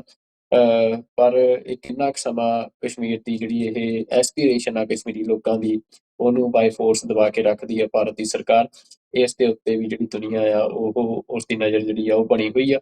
ਤੇ ਇਸ ਤੋਂ ਬਾਅਦ ਅਸੀਂ ਜੇ ਇੱਕ ਹੋਰ ਖਬਰ ਵੱਲ ਵਧੀਏ ਡਾਕਟਰ ਸਾਹਿਬ, ਕਿ ਕਸ਼ਮੀਰ ਤੋਂ ਬਾਅਦ ਜੇ ਹੁਣ ਅਸੀਂ ਪੰਜਾਬ ਤੇ ਆਉਂਦੇ ਹਾਂ, ਪੰਜਾਬ ਦੇ ਵਿੱਚ ਜਿਹੜੀ ਐਸਪੀਰੇਸ਼ਨ ਆ ਖਾਲਿਸਤਾਨ ਬਣਾਉਣ ਦੀ, ਉਹਦੇ ਵਿੱਚ ਅਸੀਂ ਦੇਖਿਆ ਕਿ ਸਿੱਖਾਂ ਨੇ ਵੀ ਇੱਕ ਇਹੋ ਜਿਹਾ ਸਮਾਂ ਦੇਖਿਆ ਕਿ ਜਦੋਂ 1995 ਤੋਂ ਬਾਅਦ ਜਿਹੜੀ ਮੂਵਮੈਂਟ ਆ ਉਹ ਕਾਫੀ ਨਿਘਾਰ ਵੱਲ ਗਈ, ਜਾਂ ਮਤਲਬ ਇਹ ਇੱਕ ਅਸੀਂ ਕਹਿ ਸਕਦੇ ਹਾਂ ਕਿ ਜਿਹੜੀ ਆਰਮਡ ਰੈਜ਼ਿਸਟੈਂਸ ਸੀ ਸਿੱਖਾਂ ਦੀ, ਉਹਨੂੰ ਸਟੇਟ ਨੇ ਮਤਲਬ ਆਪਣੇ ਆਪਰੇਸ਼ਨ ਦੇ ਨਾਲ, ਆਪਣੇ ਜ਼ਬਰ ਦੇ ਨਾਲ ਸਨੱਬ ਕੀਤਾ, ਉਹਨੂੰ ਖਤਮ ਕੀਤਾ। ਤੇ ਉਸ ਤੋਂ ਬਾਅਦ ਜਿਹੜੀ ਕਮਿਊਨਿਟੀ ਐਕਟਿਵਿਸਟ ਜੇਲ੍ਹਾਂ 'ਚ ਗਏ ਜਾਂ ਪੰਜਾਬ ਤੋਂ ਬਾਹਰ ਜਿਹੜੇ ਆ ਜਲਾਵਤਨ ਹੋਏ, ਇੱਕ ਮਾਹੌਲ ਸਿਰਜਿਆ ਗਿਆ ਜਿੱਥੇ ਖਾਲਿਸਤਾਨ ਦੀ ਗੱਲ ਲੋਕ ਘਰ ਨੂੰ ਗਰੇਜ਼ ਕਰਦੇ ਸੀ। ਸਟੇਟ ਟੈਰਰ ਜਿਹੜਾ ਆ ਉਹ ਹਰ ਬੰਦੇ ਦੇ ਦਿਮਾਗ ਦੇ ਉੱਤੇ ਛਾਇਆ ਹੋਇਆ ਸੀ। ਪਰ ਫਿਰ ਜਿਹੜੀਆਂ ਸਿੱਖ ਸਭਾ ਆ ਉਹਨਾਂ ਨੇ ਮਿਹਨਤ ਕੀਤੀ। ਤੁਹਾਡਾ ਰੋਲ, ਹੋਰ ਡਾਇਸਪੋਰਾ ਦੇ ਵਿੱਚ ਸਿੱਖ ਲੀਡਰਸ ਦਾ ਰੋਲ, ਪੰਜਾਬ ਦੇ ਵਿੱਚ ਸਿੱਖ ਆਰਗੇਨਾਈਜੇਸ਼ਨਸ ਦਾ ਰੋਲ, ਕਿ ਅਸੀਂ ਅੱਜ ਦੇਖ ਰਹੇ ਹਾਂ ਕਿ ਦੁਬਾਰਾ ਜਿਹੜੀ ਖਾਲਿਸਤਾਨ ਦੀ ਮੂਵਮੈਂਟ ਆ ਉਹ ਸਾਰੀ ਦੁਨੀਆ ਦੇ ਵਿੱਚ ਪੰਜਾਬ ਤੋਂ ਲੈ ਕੇ ਵੈਸਟ ਤੱਕ ਉਹ ਦੁਬਾਰਾ ਉਹਦਾ ਵੱਡਾ ਰਿਵਾਈਵਲ ਹੋਇਆ ਆ। ਤੇ ਉਹਨੂੰ ਦੁਨੀਆ ਇੱਕ ਸੈਪਰੇਟਿਸਟ ਮੂਵਮੈਂਟ ਦੇ ਤੌਰ ਤੇ ਕੰਸੀਡਰ ਕਰ ਰਹੀ ਆ। ਇਹ ਸਾਰੇ ਦੇ ਵਿੱਚ ਜਿਹੜੀ ਸਭ ਤੋਂ ਵੱਡੀ ਤਾਕਤ ਵਜੋਂ ਉੱਭਰਿਆ ਸਿੱਖ ਮੂਵਮੈਂਟ ਦੇ ਵਿੱਚ ਜਿਹੜਾ ਫੈਕਟਰ, ਉਹ ਡਾਇਸਪੋਰਾ ਸਿੱਖਾਂ ਦਾ ਸੀ। ਤੇ ਡਾਇਸਪੋਰਾ ਸਿੱਖਾਂ ਦੀ ਤਾਕਤ ਵੱਖੋ-ਵੱਖ ਸਮੇਂ ਦੇ ਉੱਤੇ ਨਜ਼ਰ ਵੀ ਆਉਂਦੀ ਰਹੀ, ਪਰ ਕਿਸਾਨ ਸੰਘਰਸ਼ ਦੇ ਵਿੱਚ ਇੱਕ ਵੱਡੇ ਰੂਪ ਦੇ ਵਿੱਚ, ਆਰਗੇਨਾਈਜ਼ਡ ਰੂਪ ਦੇ ਵਿੱਚ ਜਿਹੜੀ ਇਹ ਤਾਕਤ ਆ, ਇਹਨੇ ਸਟੇਟ ਨੂੰ ਸਿਰਦਰਦੀ ਦਿੱਤੀ, ਇੰਡੀਅਨ ਸਟੇਟ ਨੂੰ, ਜਿਹਨਾਂ ਸ਼ਾਇਦ ਉਹਨਾਂ ਨੇ ਵੀ ਕਦੇ ਕਿਆਸਿਆ ਨਹੀਂ ਸੀ ਕਿ ਸਿੱਖ ਇੰਨਾ ਮਤਲਬ ਡਿਸਆਰਗਨਾਈਜ਼ਡ ਹੋਣ ਦੇ ਬਾਵਜੂਦ ਵੀ ਇੱਕ ਆਰਗੇਨਾਈਜ਼ਡ ਐਕਸ਼ਨ ਅਪਰੋਚ ਲੈ ਸਕਦੇ ਆ। ਤੇ ਉਹ ਸਾਰੇ ਤੋਂ ਬਾਅਦ ਹੁਣ ਇੱਕ ਸਾਡੇ ਸਾਹਮਣੇ ਰਿਪੋਰਟ ਆਈ ਹੈ ਡਾਕਟਰ ਸਾਹਿਬ, ਜਿਹੜੀ ਕੈਨੇਡਾ ਤੋਂ ਆ। ਕੈਨੇਡਾ ਜਿੱਥੇ ਸਿੱਖ ਡਾਇਸਪੋਰਾ ਸਭ ਤੋਂ ਵੱਧ ਗਿਣਤੀ 'ਚ ਵੱਸਦਾ ਆ, ਉੱਥੇ ਇੱਕ ਪੈਟਰਨ ਜਿਹੜਾ ਅਸੀਂ ਪਿਛਲੇ ਕੁਝ ਸਾਲਾਂ ਤੋਂ ਦੇਖ ਰਹੇ ਹਾਂ ਕਿ ਜਿਹੜੇ ਇੰਡੀਅਨ ਗੈਂਗਸ ਨੇ ਉਹਨਾਂ ਦੇ ਰਾਹੀਂ ਜਿਵੇਂ ਵਾਇਲੈਂਸ ਨੂੰ ਫੈਲਾਇਆ ਗਿਆ, ਜਿਵੇਂ ਇੱਕ ਐਟਮੋਸਫੇਅਰ ਕ੍ਰੀਏਟ ਕੀਤਾ ਗਿਆ। ਜਿਹੜੀਆਂ ਸਿੱਖ ਪੋਪੂਲੇਸ਼ਨ ਦੀਆਂ ਸਬ ਅਰਬਨਸ ਨੇ, ਚਾਹੇ ਸਰੀ ਹੋਵੇ, ਚਾਹੇ ਬਰੈਂਪਟਨ ਹੋਵੇ, ਐਡਮਿੰਟਨ ਹੋਵੇ, ਉਹਦੇ 'ਚ ਲੋਰੈਂਸ ਬਿਸ਼ਨੋਈ ਗੈਂਗ ਨੂੰ ਯੂਜ਼ ਕਰਨਾ। ਤੇ ਭਾਈ ਹਰਦੀਪ ਸਿੰਘ ਨਿੱਜਰ ਦੀ ਸ਼ਹਾਦਤ ਉਸੇ ਨੈਟਵਰਕ ਦੇ ਵਿੱਚੋਂ ਨਿਕਲ ਕੇ ਆਉਂਦੀ ਆ। ਮਤਲਬ ਇਹ ਸਾਰੇ ਦੇ ਉੱਤੇ ਜਸਟਿਨ ਟਰੂਡੋ ਦੀ ਸਟੇਟਮੈਂਟ ਨੇ ਉਹਨੂੰ ਜਿਹੜੀ ਉਹ ਪੋਲੀਟੀਕਲ ਦਿਸ਼ਾ ਦਿੱਤੀ, ਸਿੱਧਾ ਇੰਡੀਅਨ ਗਵਰਨਮੈਂਟ ਨੂੰ, ਜਿਵੇਂ ਉਹਨਾਂ ਨੇ ਸਾਹਮਣੇ ਪ੍ਰਗਟ ਕਰਤਾ ਜਿਹੜਾ ਉਹਦਾ ਲਿੰਕ ਸੀ। ਹੁਣ ਜਿਹੜੀ ਰਿਪੋਰਟ ਅੱਜ, ਇਹ ਬੜੀ ਇੰਟਰਸਟਿੰਗ ਰਿਪੋਰਟ ਗਲੋਬਲ ਟਾਈਮਸ ਦੇ ਵਿੱਚ ਜਿਹੜੀ ਪ੍ਰਕਾਸ਼ਿਤ ਹੋਈ ਆ, ਜਿਹਦੇ ਵਿੱਚ CBSA ਦੀ ਇੱਕ ਜਿਹੜੀ ਕੌਨਫੀਡੈਂਸ਼ੀਅਲ ਰਿਪੋਰਟ ਸੀ, ਜਿਹੜੀ ਕੋਰਟ ਦੇ ਵਿੱਚ ਪੇਸ਼ ਕੀਤੀ ਗਈ, ਤੇ ਜਿਹੜੀ ਗਲੋਬਲ ਟਾਈਮਸ ਨੇ ਆਪਣੀ ਰਿਪੋਰਟ ਦਾ ਜਿਹਨੂੰ ਹਵਾਲਾ ਬਣਾਇਆ ਆ, ਜਿਹਦੇ 'ਚ ਇਹ ਗੱਲ ਸਾਹਮਣੇ ਆ ਰਹੀ ਹੈ ਕਿ ਜਿਹੜਾ ਲੋਰੈਂਸ ਬਿਸ਼ਨੋਈ ਗੈਂਗ ਆ ਜਾਂ ਇੰਡੀਅਨ ਗੈਂਗ ਨੈਟਵਰਕ ਆ, ਜਿੰਨਾ ਕੈਨੇਡਾ ਦੇ ਵਿੱਚ ਪਿਛਲੇ ਸਾਲਾਂ ਦੇ ਵਿੱਚ ਵਧਿਆ, ਉਹਦੇ 'ਚ ਦੋ ਗੱਲਾਂ ਬੜੀਆਂ ਇੰਟਰਸਟਿੰਗ ਨੇ ਜਿਹੜੀਆਂ ਸਾਹਮਣੇ ਆ ਰਹੀਆਂ। ਇੱਕ ਤਾਂ ਇਹ ਕਿ ਇਹ ਸਾਰੇ ਜਿਹੜੇ ਗੈਂਗਸ ਨੇ, ਇਹ ਸਾਰੀਆਂ ਕ੍ਰਿਮੀਨਲ ਐਕਟੀਵਿਟੀਜ਼ ਦੇ ਲਈ ਜਿਹੜੇ ਸਟੂਡੈਂਟ ਪ੍ਰੋਗਰਾਮ ਸੀ ਕੈਨੇਡਾ ਦਾ, ਉਹਦੇ ਰਾਹੀਂ ਆਏ ਜਿਹੜੇ ਸਟੂਡੈਂਟ ਆ, ਉਹਨਾਂ ਨੂੰ ਇਹਨਾਂ ਨੇ ਯੂਜ਼ ਕੀਤਾ ਇਹ ਕ੍ਰਿਮੀਨਲ ਐਕਟੀਵਿਟੀਜ਼ ਕਰਨ ਦੇ ਲਈ। ਤੇ ਦੂਜਾ ਇਹ ਆ ਕਿ ਜਦੋਂ ਕਿਸਾਨ ਸੰਘਰਸ਼ ਅਸੀਂ ਦੇਖਦੇ ਹਾਂ ਕਿ 2021-22 ਦੇ ਵਿੱਚ ਖਤਮ ਹੁੰਦਾ ਆ, ਤਾਂ ਉਸ ਤੋਂ ਬਾਅਦ 2024 ਦੇ ਵਿੱਚ ਇੱਕੋ ਦਮ ਜਿਹੜਾ ਇਹ ਮਾਹੌਲ ਆ ਐਕਸਟੋਰਸ਼ਨ ਐਕਟੀਵਿਟੀਜ਼ ਦਾ, ਵਾਇਲੈਂਟ ਕ੍ਰਿਮੀਨਲ ਐਕਟੀਵਿਟੀਜ਼ ਦਾ, ਸਟੂਡੈਂਟਸ ਨੂੰ ਯੂਜ਼ ਕਰਕੇ ਤੇ ਇੰਡੀਅਨ ਕ੍ਰਿਮੀਨਲ ਨੈਟਵਰਕਸ ਨੂੰ ਯੂਜ਼ ਕਰਕੇ ਉਹ ਕੈਨੇਡਾ ਦੇ ਵਿੱਚ ਵੱਧਦਾ ਆ, ਖਾਸ ਤੌਰ ਤੇ ਸਿੱਖ ਇਲਾਕਿਆਂ ਦੇ ਵਿੱਚ। ਤਾਂ ਇਹ ਜਿਹੜੇ ਦੋ ਪੈਟਰਨ ਆ, ਤੇ ਉਹਦੇ ਨਾਲ ਭਾਈ ਹਰਦੀਪ ਸਿੰਘ ਨਿੱਜਰ ਦਾ ਜਿਵੇਂ ਮਰਡਰ ਕਰਨਾ ਸਿੱਖ ਐਕਟਿਵਿਸਟ ਨੂੰ ਵਾਰਨਿੰਗਸ ਆਉਣੀਆਂ, ਵੀ ਉਹ ਇਹ ਰਿਪੋਰਟ ਇਹ ਵੀ ਅਲਾਈਨਡ ਕਰ ਰਹੀ ਹੈ ਕਿ ਜਿਹੜੇ ਇੱਕ ਪੈਰਲਲਸ ਜਿਹੜੇ ਆ ਨਜ਼ਰ ਆ ਰਹੇ ਆ, ਜਿੱਥੇ ਇਹ ਗੈਂਗਸ ਪੈਸਾ ਇਕੱਠਾ ਕਰ ਰਹੇ ਆ ਕ੍ਰਿਮੀਨਲ ਐਕਸਟੋਰਸ਼ਨ ਐਕਟੀਵਿਟੀਜ਼ ਦੇ ਨਾਲ, ਉੱਥੇ ਜਿਹੜੇ ਇੰਡੀਅਨ ਸਟੇਟ ਦੇ ਜਿਹੜੇ ਮੋਟਿਵਸ ਨੇ, ਉਹ ਵੀ ਜਿਹੜੇ ਪੈਰਲ ਜਿਹੜੇ ਆ ਉਹ ਅਚੀਵ ਕੀਤੇ ਜਾ ਰਹੇ ਆ ਇਹਨਾਂ ਐਕਟੀਵਿਟੀਜ਼ ਦੇ ਥਰੂ। ਤਾਂ ਇਹ ਬੜੀ ਡਿਟੇਲਡ ਰਿਪੋਰਟ ਆ ਡਾਕਟਰ ਸਾਹਿਬ। ਤਾਂ ਤੁਸੀਂ ਇਹਦੇ ਤੇ ਕੀ ਕਹਿਣਾ ਚਾਹੁੰਦੇ ਹੋ ਕਿ ਜਿਹੜਾ ਇਹ ਖੁਲਾਸਾ ਇਸ ਗਲੋਬਲ ਟਾਈਮਸ ਦੀ ਰਿਪੋਰਟ ਦੇ ਵਿੱਚ ਹੋਇਆ? ਮੈਂ ਸਿਰਫ ਦੋ ਨੁਕਤਿਆਂ ਦੇ ਉੱਤੇ ਚਾਹੁੰਦਾ ਕਿ ਤੁਸੀਂ ਗੱਲ ਨੂੰ ਜੇ ਦਿਸ਼ਾ ਦਿਓ ਸਾਨੂੰ, ਕਿ ਇੱਕ ਤਾਂ ਨੈਗੇਟਿਵ ਸਾਡੇ ਤੇ ਇਹ ਪੋਰਟਰੇ ਹੋ ਰਿਹਾ ਹੈ ਕਿ ਬਹੁਤ ਸਾਰੇ ਜਿਹੜੇ ਵਿਦਿਆਰਥੀ ਨੇ ਸਟੂਡੈਂਟ ਪ੍ਰੋਗਰਾਮ ਦੇ ਉੱਤੇ ਆਏ, ਉਹ ਸਿੱਖ ਵਿਦਿਆਰਥੀ ਆ ਜਿਹੜੇ ਇਸ ਟਰੈਪ ਦੇ ਵਿੱਚ ਇਹਨਾਂ ਕ੍ਰਿਮੀਨਲ ਨੈਟਵਰਕ ਦੇ ਵੱਲੋਂ ਯੂਜ਼ ਕੀਤੇ ਜਾ ਰਹੇ ਆ, ਤੇ ਉਹਦੇ ਨਾਲ ਜਿੱਥੇ ਸਿੱਖਾਂ ਦੀ ਛਵੀ ਇੱਥੇ ਖਰਾਬ ਹੋ ਰਹੀ ਆ, ਤੇ ਦੂਜਾ ਜਿਹੜੀ ਸਿੱਖ ਕਮਿਊਨਿਟੀ ਸੈਟਲਡ ਆ, ਜਿਨ੍ਹਾਂ ਦੇ ਜਿਹੜੇ ਬਿਜ਼ਨਸਮੈਨਸ ਨੇ, ਉਹਨਾਂ ਦੇ ਵੀ ਜਿਹੜਾ ਇੱਕ ਫੀਅਰ ਜਾਂ ਉਹਨਾਂ ਤੋਂ ਟੈਕਸੇਸ਼ਨ ਦਾ ਇੱਕ ਸਿਸਟਮ ਬਣਾਇਆ ਜਾ ਰਿਹਾ ਪੈਸੇ ਗਰਾਉਣ ਦਾ। ਤਾਂ ਇਸ ਚੈਲੰਜ ਨੂੰ ਹੁਣ ਮਤਲਬ ਸਿੱਖ ਕਮਿਊਨਿਟੀ ਜਿਹੜੀ ਆ ਉਹ ਕਿਵੇਂ ਟੈਕਲ ਕਰ ਸਕਦੀ ਹੈ? ਦੇਖੋ, ਮੈਂ ਵੀ ਇਹ ਰਿਪੋਰਟ ਬੜੀ ਕੁਇਕਲੀ ਦੇਖੀ ਹੈ। ਦੋ ਗੱਲਾਂ ਮੇਰੇ ਮਨ ਦੇ ਵਿੱਚ ਇਸ ਰਿਪੋਰਟ ਨੂੰ ਦੇਖਣ ਤੋਂ ਬਾਅਦ ਵੀ, ਔਰ ਜਿਵੇਂ ਤੁਸੀਂ ਬਰੀਫਿੰਗ ਕੀਤੀ ਹੈ ਇਸ ਮੁੱਦੇ ਦੇ ਉੱਤੇ ਆਈ ਹੈ। ਪਹਿਲਾਂ ਤਾਂ ਮੇਰੇ ਮਨ ਦੇ ਵਿੱਚ ਇੱਕਦਮ ਸਰ ਕਪੂਰ ਸਿੰਘ ਹੋਰਾਂ ਦਾ ਜਦੋਂ 1970ਵਿਆਂ ਦੇ ਵਿੱਚ ਉਹ ਕੈਨੇਡਾ ਆਏ, ਵੈਨਕੂਵਰ ਦੇ ਇੱਕ ਪਬਲਿਕ ਹਾਲ ਦੇ ਵਿੱਚ ਉਹਨਾਂ ਦਾ ਲੈਕਚਰ ਰੱਖਿਆ ਗਿਆ। 200-250 ਬੰਦਾ ਉਸ ਹਾਲ ਦੇ ਵਿੱਚ ਮੌਜੂਦ ਸੀ, ਔਰ ਉਹਨਾਂ ਨੇ ਅੰਗਰੇਜ਼ੀ ਦੇ ਵਿੱਚ ਐਡਰੈਸ ਕੀਤਾ ਕਿਉਂਕਿ ਨੌਨ ਸਿੱਖ ਵੀ ਉਹਦਾ ਹਿੱਸਾ ਸੀ। ਤੇ ਉਹਦੇ ਜਿਹੜੀ ਉਹਨਾਂ ਦੀ ਇੱਕ ਸਟੇਟਮੈਂਟ, ਜਿਹਦੇ ਕਈ ਰੂਪ ਬਾਅਦ ਦੇ ਵਿੱਚ ਛੋਟੇ ਪਾਰਟਸ ਦੇ ਵਿੱਚ ਵੀ ਆਉਂਦੇ ਰਹੇ, ਪਰ ਜਿਹੜਾ ਰੈਲੇਵੈਂਟ ਡਿਸਕਸ਼ਨ ਦੇ ਵਿੱਚ ਜਿਸ ਦੀ ਰੈਲੇਵੈਂਸ ਹੈ ਜਾਂ ਪ੍ਰਸੰਗਕ ਹੈ, ਸਾਧ ਸਾਹਿਬ ਨੇ ਕਿਹਾ ਕਿ if Sikhs want to have political power, your sons and their sons and their sons will be the PMs in the offices, drivers of Hindu-owned Mercedes cars, security guards in front of Hindu-owned hotels, or wayside robbers, nothing more than that. ਕਿ ਜੇ ਤੁਹਾਡੇ ਕੋਲ, ਤੁਹਾਡੀ ਕੌਮ ਕੋਲ ਉਸ ਖਿੱਤੇ ਦੇ ਵਿੱਚ ਰਾਜਸੀ ਸ਼ਕਤੀ ਨਾ ਆਈ, ਤਾਂ ਤੁਹਾਡੇ ਬੱਚੇ ਤੇ ਉਹਨਾਂ ਦੇ ਅੱਗੋਂ ਬੱਚੇ ਤੇ ਉਹਨਾਂ ਦੇ ਬੱਚੇ ਜਾਂ ਦਫ਼ਤਰਾਂ ਦੇ ਵਿੱਚ ਚਪੜਾਸੀ ਹੋਣਗੇ, ਜਾਂ ਹਿੰਦੂਆਂ ਦੀ ਮਲਕੀਅਤ ਵਾਲੀਆਂ ਕਾਰਾਂ ਦੇ ਡਰਾਈਵਰ ਹੋਣਗੇ, ਜਾਂ ਉਹਨਾਂ ਦੀ ਮਾਲਕੀ ਵਾਲੇ ਹੋਟਲਾਂ ਦੇ ਬਾਹਰ ਜਿਹੜੇ ਨੇ ਸਿਕਿਉਰਿਟੀ ਗਾਰਡ ਹੋਣਗੇ, ਜਾਂ ਲੁਟੇਰੇ ਹੋਣਗੇ। ਇਸ ਤੋਂ ਬਿਯੋਂਡ ਕੁਛ ਨਹੀਂ ਬਣ ਸਕਦੇ। ਹੁਣ ਇੱਕ ਕੰਪੈਰੀਜ਼ਨ ਤਾਂ ਇਹ ਹੈ ਕਿ ਵੀ ਇੱਕ ਪਾਸੇ ਜਦੋਂ ਅਸੀਂ ਸਿੱਖ ਰਾਜ ਦੇ ਜਾਂ ਮਹਾਰਾਜਾ ਰਣਜੀਤ ਸਿੰਘ ਦੀ ਕਮਾਂਡ ਥੱਲੇ ਸਰਕਾਰੇ ਖਾਲਸਾ ਜੀਓ ਦਾ ਸਟਰਕਚਰ ਸਾਡੇ ਸਾਹਮਣੇ ਆਉਂਦਾ ਹੈ, ਉਸ ਦੀ ਇਕੋਨਮੀ 13 ਗੁਣਾ ਜ਼ਿਆਦਾ ਪਾਵਰਫੁਲ ਨਾਨਕਸ਼ਾਹੀ ਰੁਪਈਆ ਉਸ ਵੇਲੇ ਦੇ ਬ੍ਰਿਟਨ ਦੇ ਉਸ ਪਾਰਟ ਤੋਂ। ਔਰ ਤੁਸੀਂ ਇਹ ਦੇਖੋਗੇ ਕਿ ਭਾਈ ਕਾਨ ਸਿੰਘ ਨਾਭਾ ਨੇ, ਜੇ ਮੈਂ ਗਲਤ ਨਾ ਹੋਵਾਂ ਤਾਂ 50 ਤੋਂ ਜ਼ਿਆਦਾ ਉਹਨਾਂ ਨੇ ਫੋਰਨਰਸ ਦੀ ਲਿਸਟ ਦਿੱਤੀ ਹੈ ਜਿਹੜੇ ਕਿ ਸਿੱਖ ਰਾਜ ਦੇ ਵਿੱਚ ਇੰਪਲੋਈ ਸੀ, ਜਿਨ੍ਹਾਂ 'ਚ ਇਟਾਲੀਅਨ ਵੀ ਨੇ, ਫ੍ਰੈਂਚ ਵੀ ਨੇ, ਅਮਰੀਕਨ ਵੀ ਨੇ। ਔਰ ਪਿਛਲੇ ਦਿਨਾਂ 'ਚ ਮੈਂ ਇੱਕ ਆਰਟੀਕਲ ਜਿਹੜਾ ਇੱਕ ਇੰਟਰਨੈਸ਼ਨਲ ਪ੍ਰੋਫੈਸਰ ਜੂਇਸ਼ ਮੂਲ ਦੀ ਉਹਨੇ ਲਿਖਿਆ, ਉਸ ਦੇ ਉੱਤੇ ਮੈਂ ਡਿਸਕਸ ਵੀ ਕੀਤਾ TV 84 ਦੇ ਸੱਚੋ ਸੱਚ ਫਾਰਮੈਟ 'ਚ, ਕਿ ਕਿਵੇਂ 1848 ਦੇ ਵਿੱਚ ਜਦੋਂ 300 ਤੋਂ ਜ਼ਿਆਦਾ ਪਰਿਵਾਰ ਜਿਹੜੇ ਕਿ ਪਰਸ਼ੀਆ ਦੇ ਵਿੱਚ, ਈਰਾਨ ਦੇ ਵਿੱਚ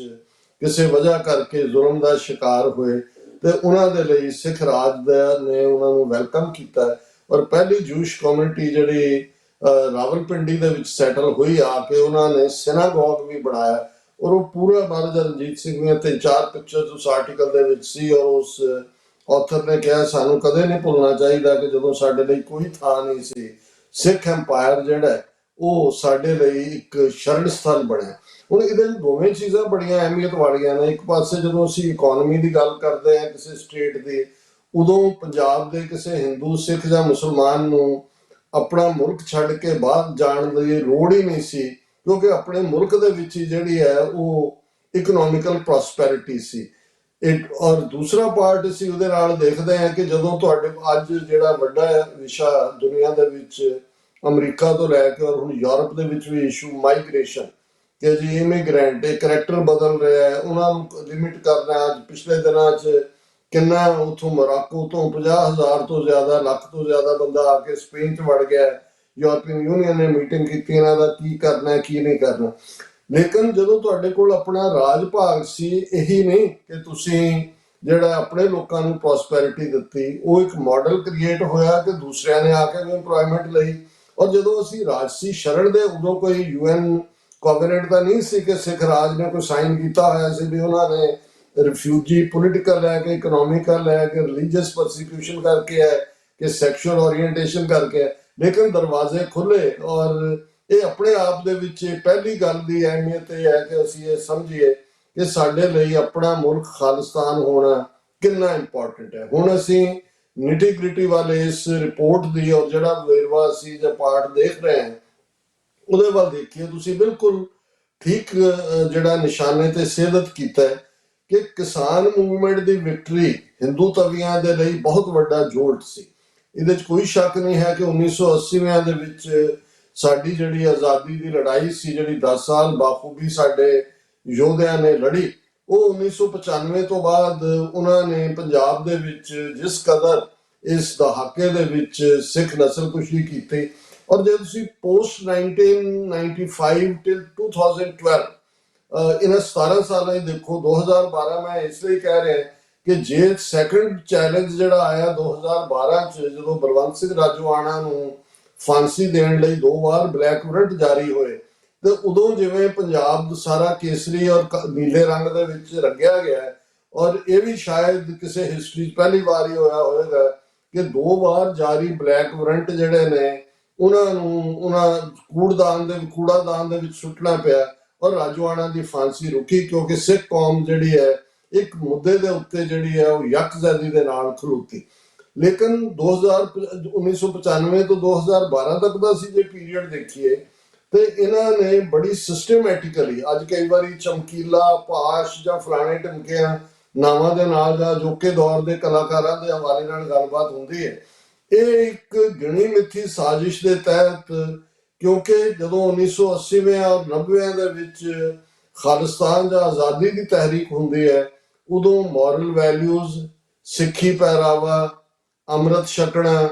ਇਖਲਾਕੀ ਕਦਰਾਂ ਕੀਮਤਾਂ ਦੇ ਨਾਲ, ਸੋ ਉਹਨੂੰ ਕਾਊਂਟਰ ਕਰਨ ਦੇ ਲਈ ਹਕੂਮਤ ਕਿਸ ਹੱਦ ਤੱਕ ਆਪੋਜ਼ਿਟ ਲਾਈਨ ਲਈ ਉਹਨਾਂ ਨੇ, ਇੱਕ ਪਾਸੇ ਉਹਨਾਂ ਨੇ ਸਿਸਟਮੈਟਿਕਲੀ ਡਰੱਗਸ ਲਿਆਂਦੀਆਂ, ਦੂਸਰੇ ਪਾਸੇ ਉਹਨਾਂ ਦੇ ਅਖਾੜੇ ਲਵਾ ਕੇ ਜਿਨ੍ਹਾਂ ਨੂੰ ਪ੍ਰਿਜ਼ਾਈਡ ਕੋਈ SSP ਕਰਦਾ ਸੀ, ਕਿਤੇ IG ਲੈਵਲ ਦੇ ਸੀ, ਔਰ ਦੂਸਰੇ ਉਹ ਲੁਧਿਆਣੇ ਜਿਹੜੇ ਚਬਾਰਿਆਂ ਤੇ ਬੈਠੇ ਜਿਹੜੇ ਸਾਰੇ ਛੱਡ ਕੇ ਚਲੇ ਗਏ ਸੀ, ਉਹ ਵਾਪਸ ਉਹਨਾਂ ਜਿਹੜੇ ਨੇ ਉਹਨਾਂ ਦੇ ਚਬਾਰੇ ਜਿਹੜੇ ਨੇ ਉਹਨਾਂ ਨੂੰ ਵਸਾਇਆ, ਤਾਂ ਕਿ ਪੰਜਾਬ ਦੀ ਨੌਜਵਾਨੀ ਨੂੰ ਉਸ ਪੀਰੀਅਡ 'ਚ ਆਡੀਓ ਕੈਸਟਸ ਦਾ ਇੱਕ ਦੌਰ ਵੀ ਖੜਾ ਕੀਤਾ ਗਿਆ ਕਿ ਇੱਕਦਮ ਜਿਹੜੀ ਤੁਹਾਡੀ ਪੋਲੀਟੀਕਲ ਜਾਂ ਰਾਜਸੀ ਉਮੰਗਾਂ ਜਾਂ ਧਾਰਮਿਕ ਜਾਗਰਤੀ ਦੀ ਥਾਂ ਦੇ ਉੱਤੇ, ਜਿਹਨੂੰ ਅਸੀਂ ਲੱਚਰਪੁਣਾ ਕਵਾਂਗੇ ਜਾਂ ਮਾੜਾ ਜਿਹੜੀ ਉਹ ਸਾਰੀ ਬਦ ਇਖਲਾਕੀ, ਉਹਨੂੰ ਪ੍ਰਮੋਟ ਕੀਤਾ ਗਿਆ। ਔਰ ਇਹਦੇ ਬਾਰੇ ਕੋਈ ਦੋ ਰਾਵਾਂ ਨਹੀਂ ਨੇ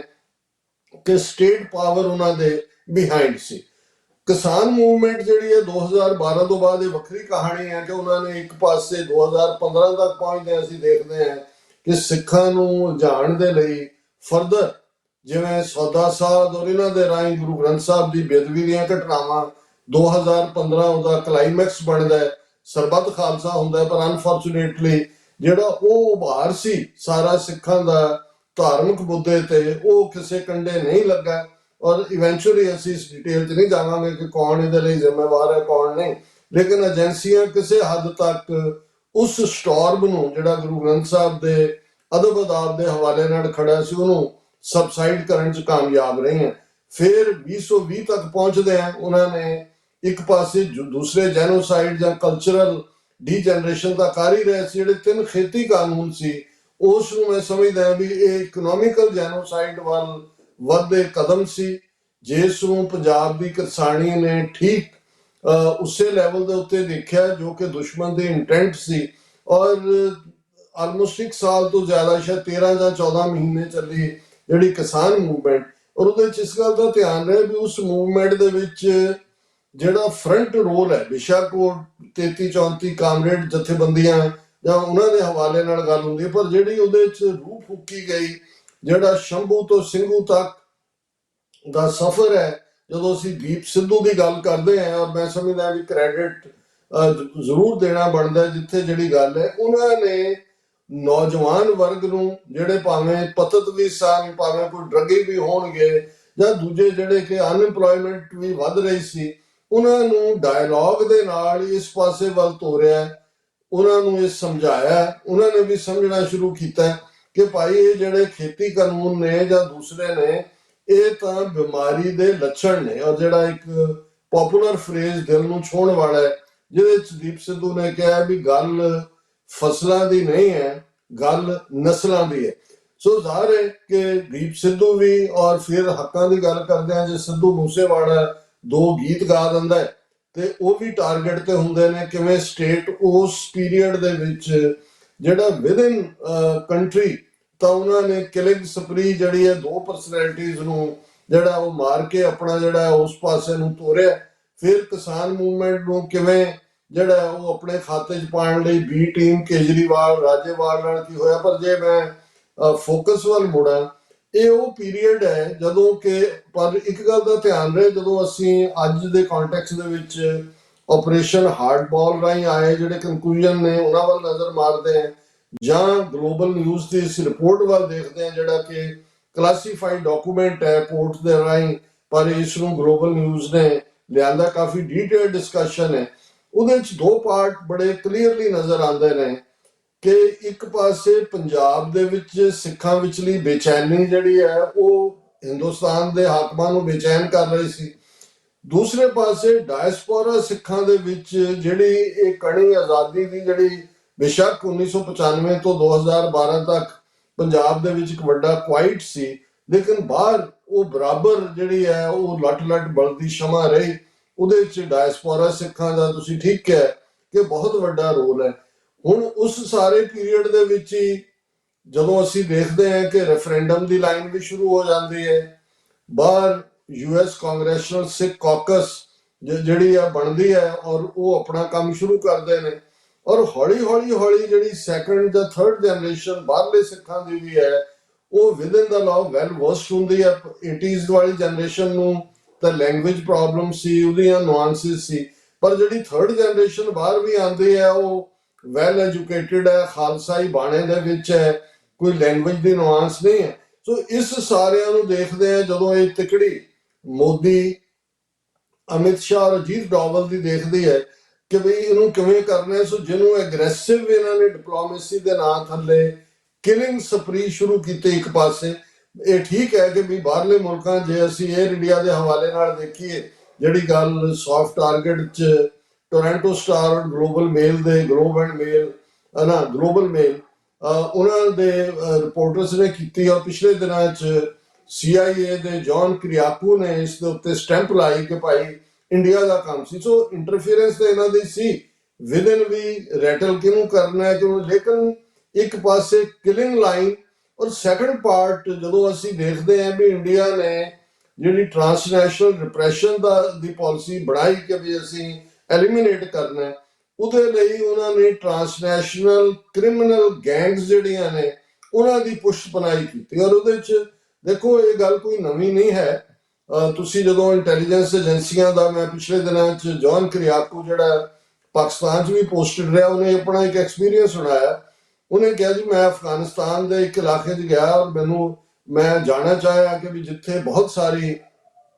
ਅਫੀਮ ਦੀ ਖੇਤੀ ਹੁੰਦੀ ਹੈ, ਕਿਉਂਕਿ ਇਸ ਗੱਲ ਦਾ ਧਿਆਨ ਰਿਹਾ ਕਿ ਬਹੁਤ ਸਾਰਾ ਡਰੱਗਸ ਦਾ ਸੋਰਸ ਇੱਕ ਜ਼ਮਾਨੇ 'ਚ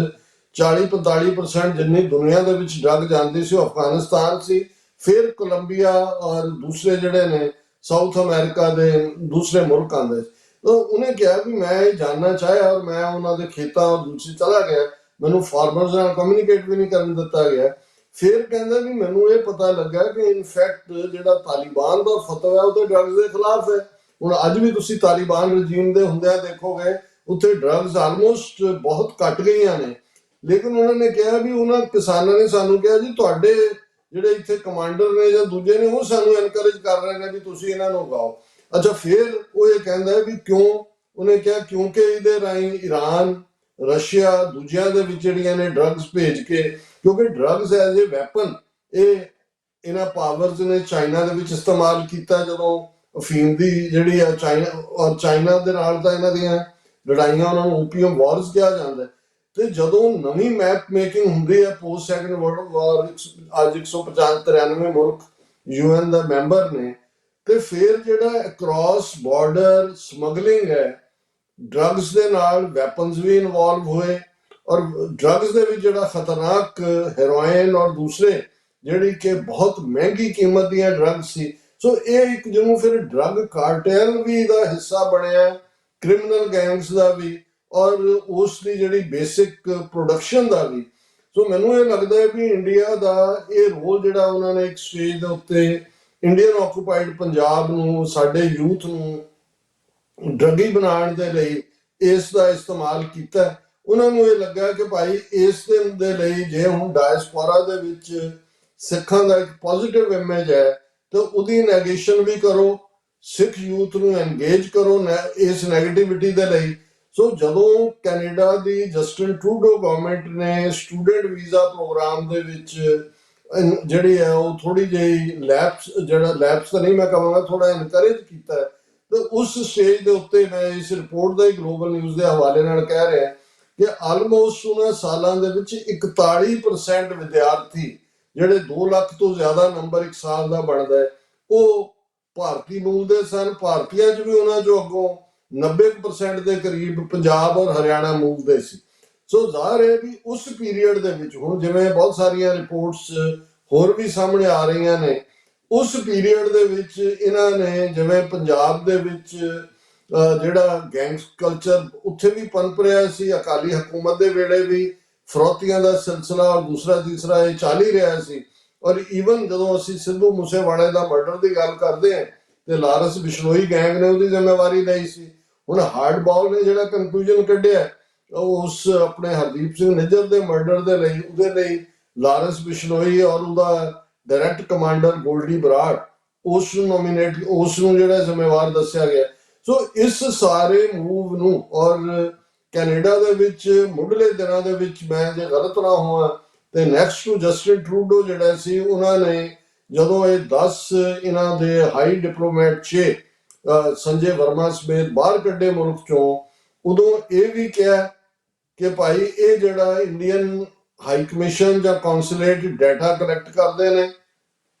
ਇਹ ਸਪਲਾਈ ਕਰਦੇ ਨੇ ਗੈਂਗਸਟਰਸ ਨੂੰ, ਇਹਨਾਂ ਸਾਰੇ, ਔਰ ਇਹਨਾਂ ਨੂੰ ਅਮਿਤ ਸ਼ਾਹ ਐਡ ਕਰਦਾ। ਬਾਅਦ ਚ ਕੈਨੇਡਾ ਵਾਲੇ ਵੀ ਦੌੜ ਗਏ ਅਮਿਤ ਸ਼ਾਹ ਦਾ ਨਾਮ ਲੈਣ ਤੋਂ, ਹੁਣ ਤਾਂ ਉਹਨਾਂ ਨੇ ਇੰਡੀਆ ਨੂੰ ਜਿਹੜਾ ਆਫ ਦਾ ਹੁੱਕ ਕਰ ਦਿੱਤਾ। ਪਰ ਇਹ ਇੱਕ ਉਸ ਪਲੈਨਡ ਮੂਵ ਦਾ ਹੀ ਹਿੱਸਾ ਸੀ ਜਿਹਦੇ ਨਾਲ ਉਹਨਾਂ ਨੇ 2 ਪਰਪਸ ਹਾਸਲ ਕੀਤੇ। ਕੱਲ ਹੀ ਮੈਂ ਇੱਕ ਪ੍ਰੋਮੀਨੈਂਟ ਜਿਹੜਾ ਗੋਰਾ ਸ਼ੋਅ ਹੈ ਉਸ ਦੇ ਵਿੱਚ ਦੇਖ ਰਿਹਾ ਸੀ, ਉਹ ਇਸ ਨੂੰ ਈਵਨ ਖਾਲਿਸਤਾਨੀ ਕ੍ਰਾਈਮ ਡਰੱਗ ਕਾਰਟਲ ਇਹ ਲਫ਼ਜ਼ ਕਹਿਣ ਲੱਗ ਗਏ, ਜੋ ਕਿ ਇੰਡੀਆ ਦੀ ਇੰਟੈਂਟ ਸੀ ਕਿ ਵੀ ਜਿਵੇਂ ਉਹਨਾਂ ਨੇ ਪਹਿਲੇ ਦੌਰ 'ਚ ਪੰਜਾਬ ਦੀ ਸਾਡੀ ਮੂਵਮੈਂਟ ਨੂੰ ਆਤੰਕਵਾਦ, ਅਲਗਾਵਵਾਦ, ਉਗਰਵਾਦ ਉੱਥੇ ਤਾਂ ਕਿਹਾ ਹੀ ਕਿਹਾ, ਪਰ ਬਾਹਰ ਉਹਨਾਂ ਦੀਆਂ ਐਮਬੈਸੀਆਂ, ਹਾਈ ਕਮਿਸ਼ਨ ਨੇ, ਉਹਨਾਂ ਜ਼ਮਾਨੇ 'ਚ ਵੀਡੀਓ ਟੇਪ ਦਾ ਜ਼ਮਾਨਾ ਸੀ, ਹਜ਼ਾਰਾਂ ਦੀ ਗਿਣਤੀ 'ਚ ਇਸ ਕਿਸਮ ਦੀਆਂ ਵੀਡੀਓ ਟੇਪਸ ਬਣਾ ਕੇ 4 ਚੁਫੇਰੇ ਭੇਜੀਆਂ ਸੀ ਕਿ ਵੀ ਇਹ ਤਾਂ ਟੈਰਰਿਸਟ ਨੇ, ਔਰ 에ਅਰ ਇੰਡੀਆ ਦਾ ਹਾਦਸਾ ਕਰਵਾ ਕੇ ਉਹਨਾਂ ਨੇ ਸਾਡੇ ਖਾਤੇ 'ਚ ਪਾਇਆ। ਹੁਣ ਇਸ ਸਾਰੇ ਦੇ ਨਾਲ ਅਸੀਂ ਜਦੋਂ ਦੇਖਦੇ ਹਾਂ ਕਿ ਸਾਡਾ ਯੂਥ ਜਿਹੜਾ ਡਾਇਰੈਕਸ਼ਨਲੈਸ, ਆਫ ਕੋਰਸ ਪੰਜਾਬ 'ਚ ਦਾ ਕੋਈ ਫਿਊਚਰ ਨਹੀਂ, ਕਿਉਂਕਿ ਡੈਲੀਬਰੇਟਲੀ ਨਾ ਪੰਜਾਬ 'ਚ ਕੋਈ ਇੰਡਸਟਰੀ ਹੈ, ਨਾ ਜੌਬ ਓਪਰਚੁਨਿਟੀਜ਼ ਨੇ, ਤੇ ਨਾ ਹੀ ਜਿਹੜੀਆਂ ਸਰਕਾਰਾਂ ਪੰਜਾਬ 'ਚ ਬਣੀਆਂ, ਜਿਹੜੇ ਦਿੱਲੀ ਦਰਬਾਰ ਦੇ ਸੂਬੇਦਾਰ ਹੁੰਦੇ ਨੇ ਆਲਵੇਜ਼, ਉਹਨਾਂ ਦੇ ਇੰਟਰਸਟ ਹੀ ਬਿਲਕੁਲ ਡਿਫਰੈਂਟ ਨੇ। ਸੋ ਐਗਰੈਸਿਵਨੈਸ ਪੰਜਾਬ ਦੇ ਕਰੈਕਟਰ 'ਚ ਹੈ, ਸਿੱਖ ਦੇ ਵਿੱਚ ਜਿਹੜਾ ਇੱਕ ਆਪਣੇ ਕਿਸਮ ਦੀ ਕਾਈਨੈਟਿਕ એનર્ਜੀ ਹੈ। ਹੁਣ ਉਸ ਕਾਈਨੈਟਿਕ એનર્ਜੀ ਨੂੰ ਤੁਸੀਂ ਬਦਮਾਸ਼ੀਆਂ ਦੇ ਵਿੱਚ, ਡਰੱਗਸ ਦੇ ਵਿੱਚ ਜਾਂ ਕਿਸੇ ਹੋਰ 'ਚ ਵਰਤ ਲਓ, ਜਾਂ ਉਹਨੂੰ ਹੀ ਜੁਝਾਰੂਪਣਾ ਜਾਂ ਆਪਣੇ ਹੱਕਾਂ ਲਈ ਖਲੋਣ ਲਈ ਵਰਤ ਲਓ। ਗੱਲ ਤਾਂ ਉਸ ਟਰੈਕ ਦੀ ਹੁੰਦੀ ਹੈ। ਇੰਡੀਅਨ ਸਿਸਟਮ ਨੇ ਉਸ ਦੇ ਉੱਤੇ ਪਾਉਂਸ ਅਪੋਨ ਕੀਤਾ, ਇਹ ਸਾਰੇ ਬਾਹਰ ਫਿੱਟ ਕੀਤੇ। ਔਰ ਜਿਹੜਾ ਲਿਬਰਲ ਪ੍ਰੋਗਰਾਮ ਸੀ ਸਟੂਡੈਂਟ ਵੀਜ਼ਿਆਂ ਦਾ, ਉਸ ਦੇ ਵਿੱਚ ਉਹਨਾਂ ਨੇ ਵੱਡੀ ਗਿਣਤੀ ਦੇ ਵਿੱਚ ਜਿਹੜਾ ਉਹ ਆਪਣੀ ਘੁਸਪੈਠ ਵੀ ਕੀਤੀ, ਕਿਉਂਕਿ ਇਸ ਗੱਲ ਦਾ ਧਿਆਨ ਰਹੇ ਕਿ ਗੋਲਡੀ ਬਰਾੜ ਜਾਂ ਦੂਸਰੇ ਲੋਕ ਜਿਹੜੇ ਅਦਰਵਾਈਜ਼ ਔਰ ਇਹਨਾਂ ਦੇ ਚੇਲੇ ਚਪਟੇ ਜਿਹੜੇ ਕ੍ਰਿਮੀਨਲ ਬੈਕਗਰਾਉਂਡ ਦੇ ਨੇ, ਹੁਣ ਜੇ ਕਿਸੇ ਨੇ ਕਰਤਾਰਪੁਰ ਲਾਂਘੇ ਲਈ ਜਾਣਾ, ਜਿਹੜਾ ਤਾਂ ਹੁਣ ਇਹਨਾਂ ਨੇ ਬੰਦ ਕੀਤਾ ਹੋਇਆ, ਤੇ ਤਿੰਨ ਇਨਕੁਆਇਰੀਆਂ ਇੰਟੈਲੀਜੈਂਸ ਦਾ, ਆਪਣੀ ਪੁਲਿਸ ਦੀ, ਆਪਣੀ ਲੋਕਲ ਲੈਵਲ ਦੇ ਆਪਣੀ ਹੁੰਦੀ ਸੀ। ਇਹਨਾਂ ਨੂੰ ਕਿਹਨੇ ਜਿਹੜਾ ਉਹ ਖੁੱਲੀ ਛੁੱਟੀ ਦਿੱਤੀ, ਕਿਵੇਂ ਇਹਨਾਂ ਦੇ ਪਾਸਪੋਰਟ ਬਣੇ, ਕਿਵੇਂ ਇਹਨਾਂ ਨੂੰ ਬਾਹਰ ਪਹੁੰਚਾਇਆ ਗਿਆ। ਸੋ ਇਹ ਗੱਲ ਸਾਨੂੰ ਸਮਝ ਲੈਣੀ ਚਾਹੀਦੀ ਹੈ ਕਿ ਏਜੰਸੀਆਂ ਨੇ ਗੰਦੀ ਖੇਡ ਖੇਡੀ ਹੈ। ਨਤੀਜੇ ਦੇ ਤੌਰ ਦੇ ਉੱਤੇ ਅੱਜ ਅਨਫੋਰਚੂਨੇਟਲੀ ਜਦੋਂ ਇਹ ਖਬਰਾਂ ਵੀ ਆਉਂਦੀਆਂ ਨੇ ਕਿ ਫਲਾਂ ਜਿਹੜਾ, ਇਹਦੇ 'ਚ ਉਹਨਾਂ ਨੇ ਈਵਨ ਜਿਵੇਂ ਵੈਨਕੂਵਰ ਦੇ ਵਿੱਚ ਜਿਹੜਾ ਇੱਕ ਬੰਦਾ ਜਿਹੜਾ ਕਿ ਉਸ ਲੌਂਗ ਹਾਲ ਟਰੱਕਸ ਜਿਹੜੇ ਨੇ ਉਹਨਾਂ ਦੇ ਵਿੱਚ ਉਸ ਡਰੱਗ ਕਾਰਟੈਲ ਨੂੰ ਜਿਹੜਾ ਇਸਤੇਮਾਲ ਕਰਦਾ ਹੈ, ਔਰ ਉਹ ਨੌਜਵਾਨ 20 21 22 ਸਾਲ ਦੇ ਜਿਨ੍ਹਾਂ ਦਾ ਕੋਈ ਫਿਊਚਰ ਨਹੀਂ ਹੈ, ਪੰਜਾਬ ਚੋਂ ਜਿਹੜਾ ਉਹਨਾਂ ਦੇ ਫਰਾਡੀਏ ਏਜੰਟਾਂ ਰਾਹੀਂ ਇੱਥੇ ਪਹੁੰਚ ਜਾਂਦੇ ਨੇ, ਉਹ ਈਜ਼ੀ ਟੂ ਰਿਕਰੂਟ ਨੇ। ਔਰ ਇਹ ਗੱਲ ਰਿਪੋਰਟ ਵੀ ਕਹਿੰਦੀ ਹੈ ਕਿ ਵੀ ਉਹਨਾਂ ਦੀ ਵਲਨਰੇਬਿਲਿਟੀ ਇੰਨੀ ਜ਼ਿਆਦਾ ਹੁੰਦੀ ਹੈ ਕਿ ਉਹਨਾਂ ਨੂੰ ਇਹਨਾਂ ਨੇ ਕਲੈਵਰਲੀ ਰਿਕਰੂਟ ਕੀਤਾ। ਔਰ ਨਤੀਜੇ ਦੇ ਤੌਰ ਦੇ ਉੱਤੇ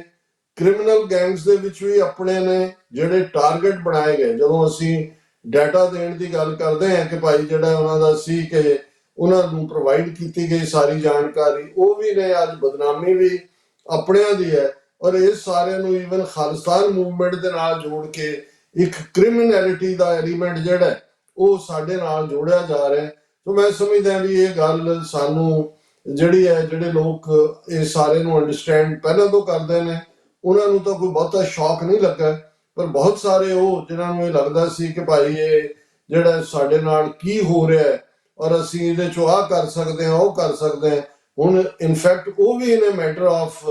ਟਾਈਮ ਉਹਨਾਂ ਨੂੰ ਵੀ ਸਮਝ ਆਈ ਕਿ ਵੀ ਇਹ ਗੰਦੀ ਖੇਡ ਆਫ ਇਟਸ ਓਨ ਨਹੀਂ ਹੈ। ਜਿਨ੍ਹਾਂ ਦੀ ਐਕਸਟ੍ਰੈਡੀਸ਼ਨ ਅਮਰੀਕਨ ਸਿਸਟਮ ਨੇ ਮੰਗੀ ਹੈ, ਜਿਨ੍ਹਾਂ ਦੇ ਵਿੱਚ ਲਾਰੈਂਸ ਬਿਸ਼ਨੋਈ ਹੈ, ਉਹ ਸਭ ਤੋਂ ਸੇਫ ਸਾਬਰਮਤੀ ਜਿਹੜਾ ਗੁਜਰਾਤ ਬੀਜੇਪੀ ਰੂਲ ਸਟੇਟ ਹੈ ਉੱਥੇ ਬੈਠਾ ਹੋਇਆ ਹੈ। ਜੱਗੂ ਭਗਵਾਨਪੁਰੀਆ ਉਹ ਅਸਾਮ ਦੀ ਇੱਕ ਜੇਲ੍ਹ ਦੇ ਵਿੱਚ ਹੈ, ਜਿਹੜੀ ਅਸਾਮ ਬੀਜੇਪੀ ਰੂਲ ਸਟੇਟ ਹੈ।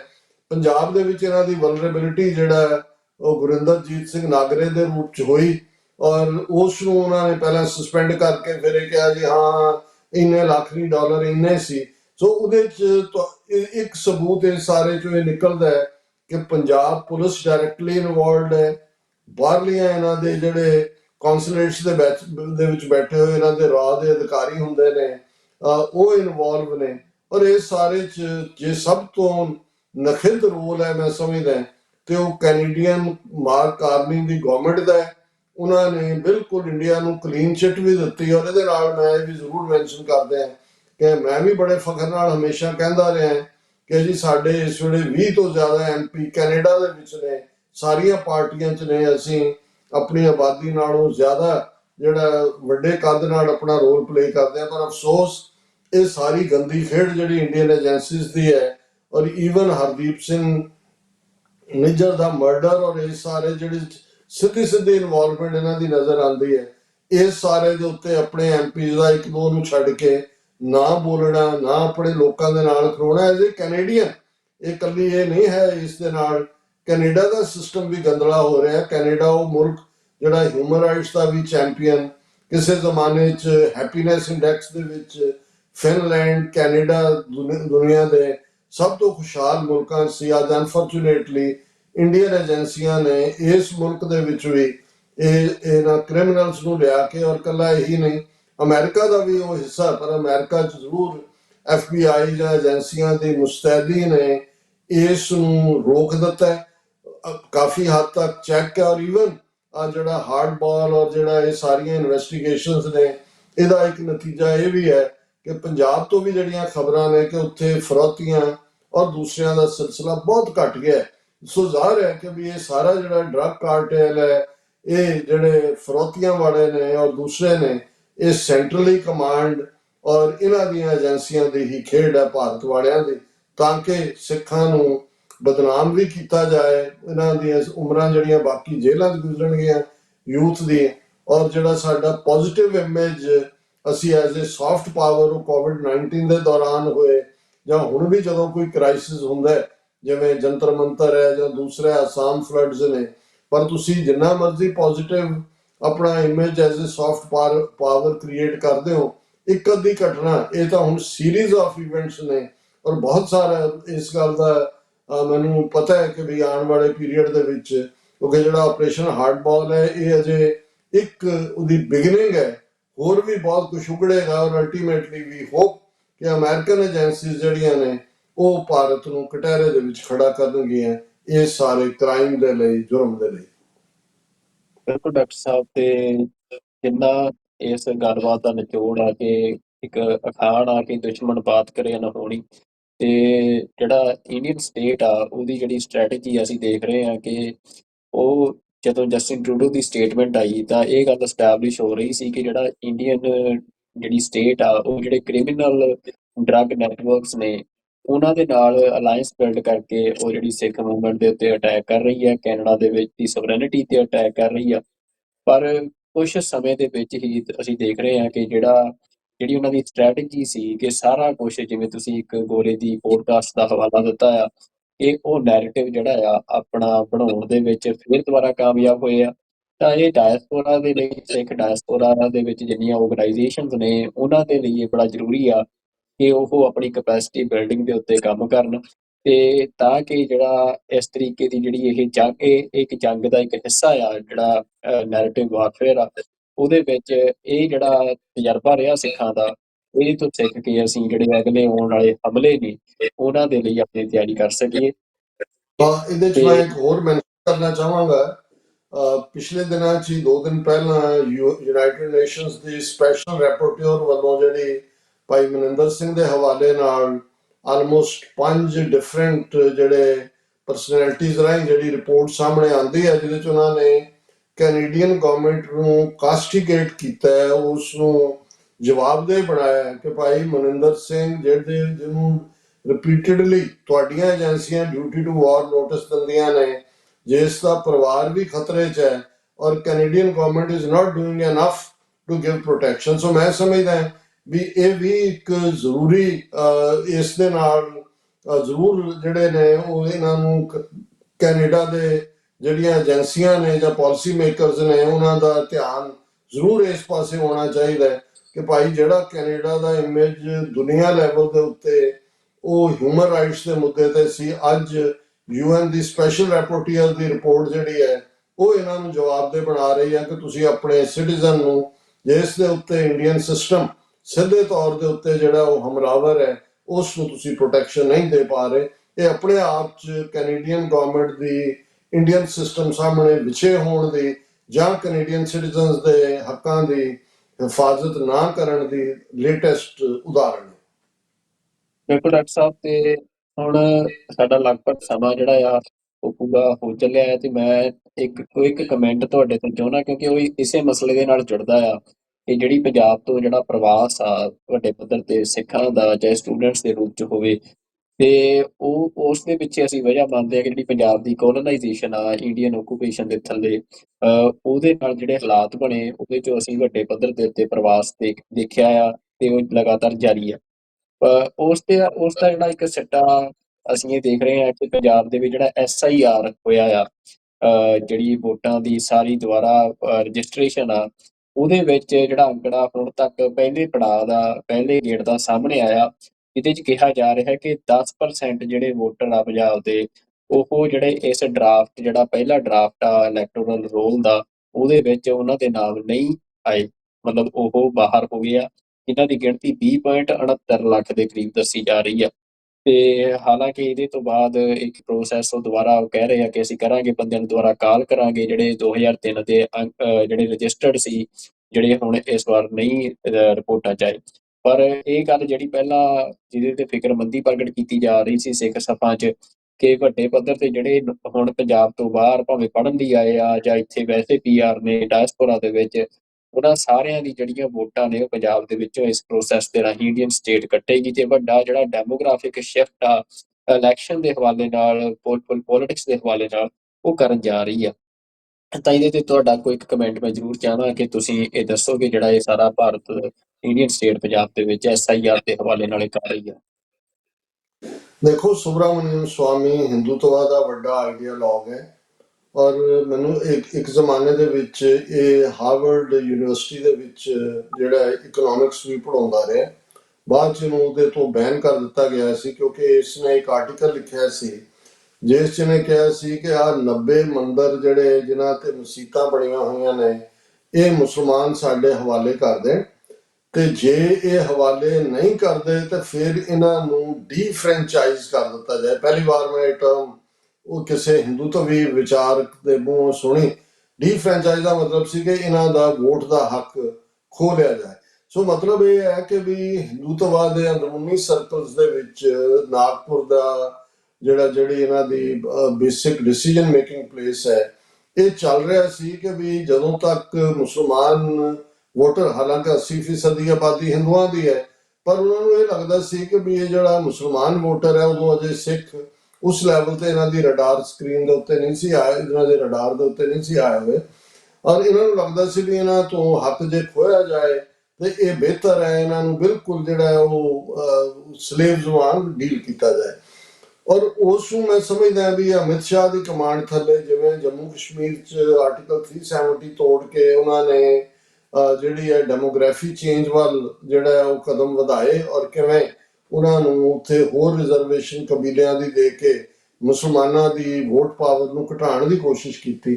ਇੱਧਰ ਇਹਨਾਂ ਨੇ SIR ਦੇ ਨਾਂ ਥੱਲੇ ਕਿ ਜੀ ਜਾਲੀ ਵੋਟਾਂ ਕੱਟਣੀਆਂ ਨੇ, ਲੋਕ ਮਰ ਜਾਂਦੇ ਨੇ, ਉਹਨਾਂ ਦਾ ਨਹੀਂ ਹੁੰਦਾ, ਔਰ SIR ਨੂੰ ਉਹਨਾਂ ਨੇ ਬੜੀ ਐਗਰੈਸਿਵਲੀ ਬੰਗਾਲ ਇਲੈਕਸ਼ਨਾਂ ਤੋਂ ਪਹਿਲਾਂ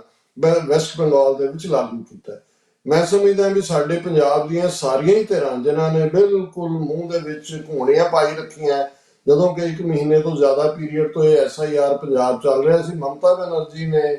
ਹਾਲ ਦੁਹਾਈ ਪਾਈ, ਉਹਨੇ ਇਹਨਾਂ ਦੇ ਨਾਲ ਨਾਨ ਕੋਆਪਰੇਸ਼ਨ ਵੀ ਰੱਖੀ, ਇਹਨਾਂ ਨੇ ਇਲੈਕਸ਼ਨ ਕਮਿਸ਼ਨਰ ਨੇ ਅਫਸਰ ਵੀ ਬਦਲ ਕੇ ਆਪਣੇ ਲਾਏ, ਉਹ ਸੁਪਰੀਮ ਕੋਰਟ ਤੱਕ ਗਈ, ਕਾਲਾ ਕੋਟ ਪਾ ਕੇ ਉਹਨੇ ਜਿਹੜਾ ਐਜ਼ ਏ ਵਕੀਲ ਹੋ ਰਹੀ ਹੈ ਉਸ ਨੇ ਇਹਨੂੰ ਕੀਤਾ। ਇਹ ਵੱਖਰੀ ਕਹਾਣੀ ਹੈ ਕਿ ਇਨ ਦਾ ਐਂਡ ਕੁਝ ਥੋੜੀਆਂ ਬਹੁਤ ਵੋਟਾਂ ਬਚਾ ਪਾਈ ਹੋਏਗੀ, ਲੇਕਿਨ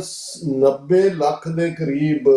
ਜਿਹੜੀ ਵੋਟ ਹੈ ਉਹ ਉੱਥੇ ਵੀ ਕੱਟੀ ਗਈ, ਜਿਨ੍ਹਾਂ 'ਚ ਵਾਸਟ ਮੈਜੋਰਿਟੀ ਮੁਸਲਮਾਨਾਂ ਦੀ। ਇਹ ਵੀ ਹੋਇਆ ਵੀ ਜਿਸ ਹਲਕੇ 'ਚ ਮੁਸਲਮਾਨ 22% ਨੇ, ਜਿਵੇਂ ਨੰਦੀਗ੍ਰਾਮ ਦੇ ਹਵਾਲੇ ਨਾਲ ਸੀ, ਉੱਥੇ 42% ਵੋਟਾਂ ਮੁਸਲਮਾਨਾਂ ਦੀਆਂ ਕੱਟੀਆਂ ਗਈਆਂ। ਔਰ ਇਸੇ ਤਰ੍ਹਾਂ ਹੋਰ ਥਾਵਾਂ ਤੇ ਜਿਹੜੇ ਸ਼ਡਿਊਲ ਕਾਸਟ, ਸ਼ਡਿਊਲ ਟ੍ਰਾਈਬ, ਜਿਹੜਾ BJP ਨੂੰ ਲੱਗਦਾ ਵੀ ਸਾਡਾ ਟ੍ਰੈਡੀਸ਼ਨਲ ਵੋਟਰ ਨਹੀਂ ਹੈ, ਉਹ ਕੱਟੀਆਂ ਗਈਆਂ। ਹੁਣ ਪੰਜਾਬ ਦੇ ਵਿੱਚ ਫਰਵਰੀ 1997 ਚ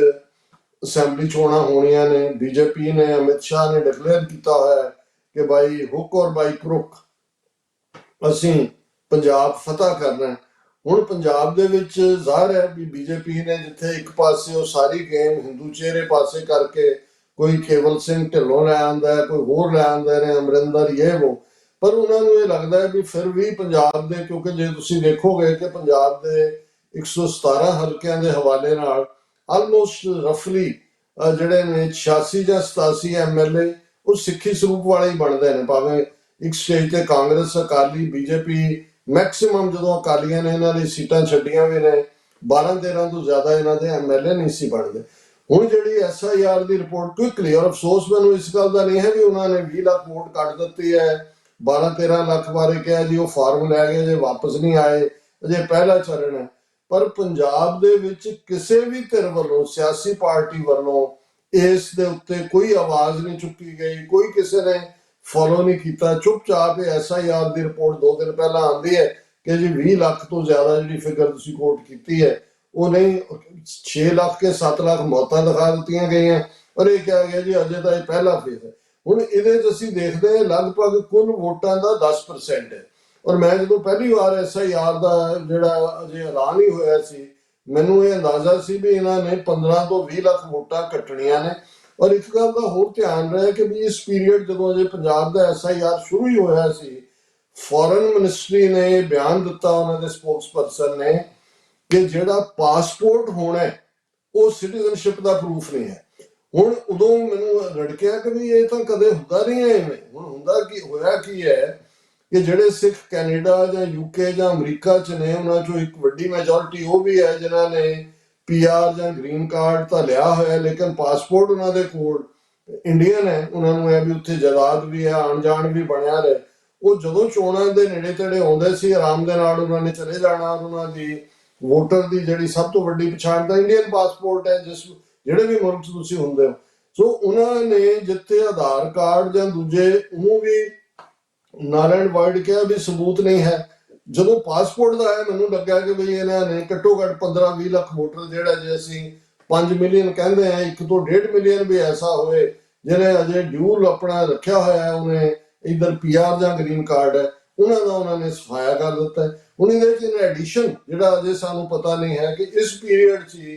ਜਦੋਂ ਭਗਵੰਤ ਮਾਨ ਇਹ ਡਿਕਲੇਅਰ ਕਰਦਾ ਕਿ ਜੇ ਅਸੀਂ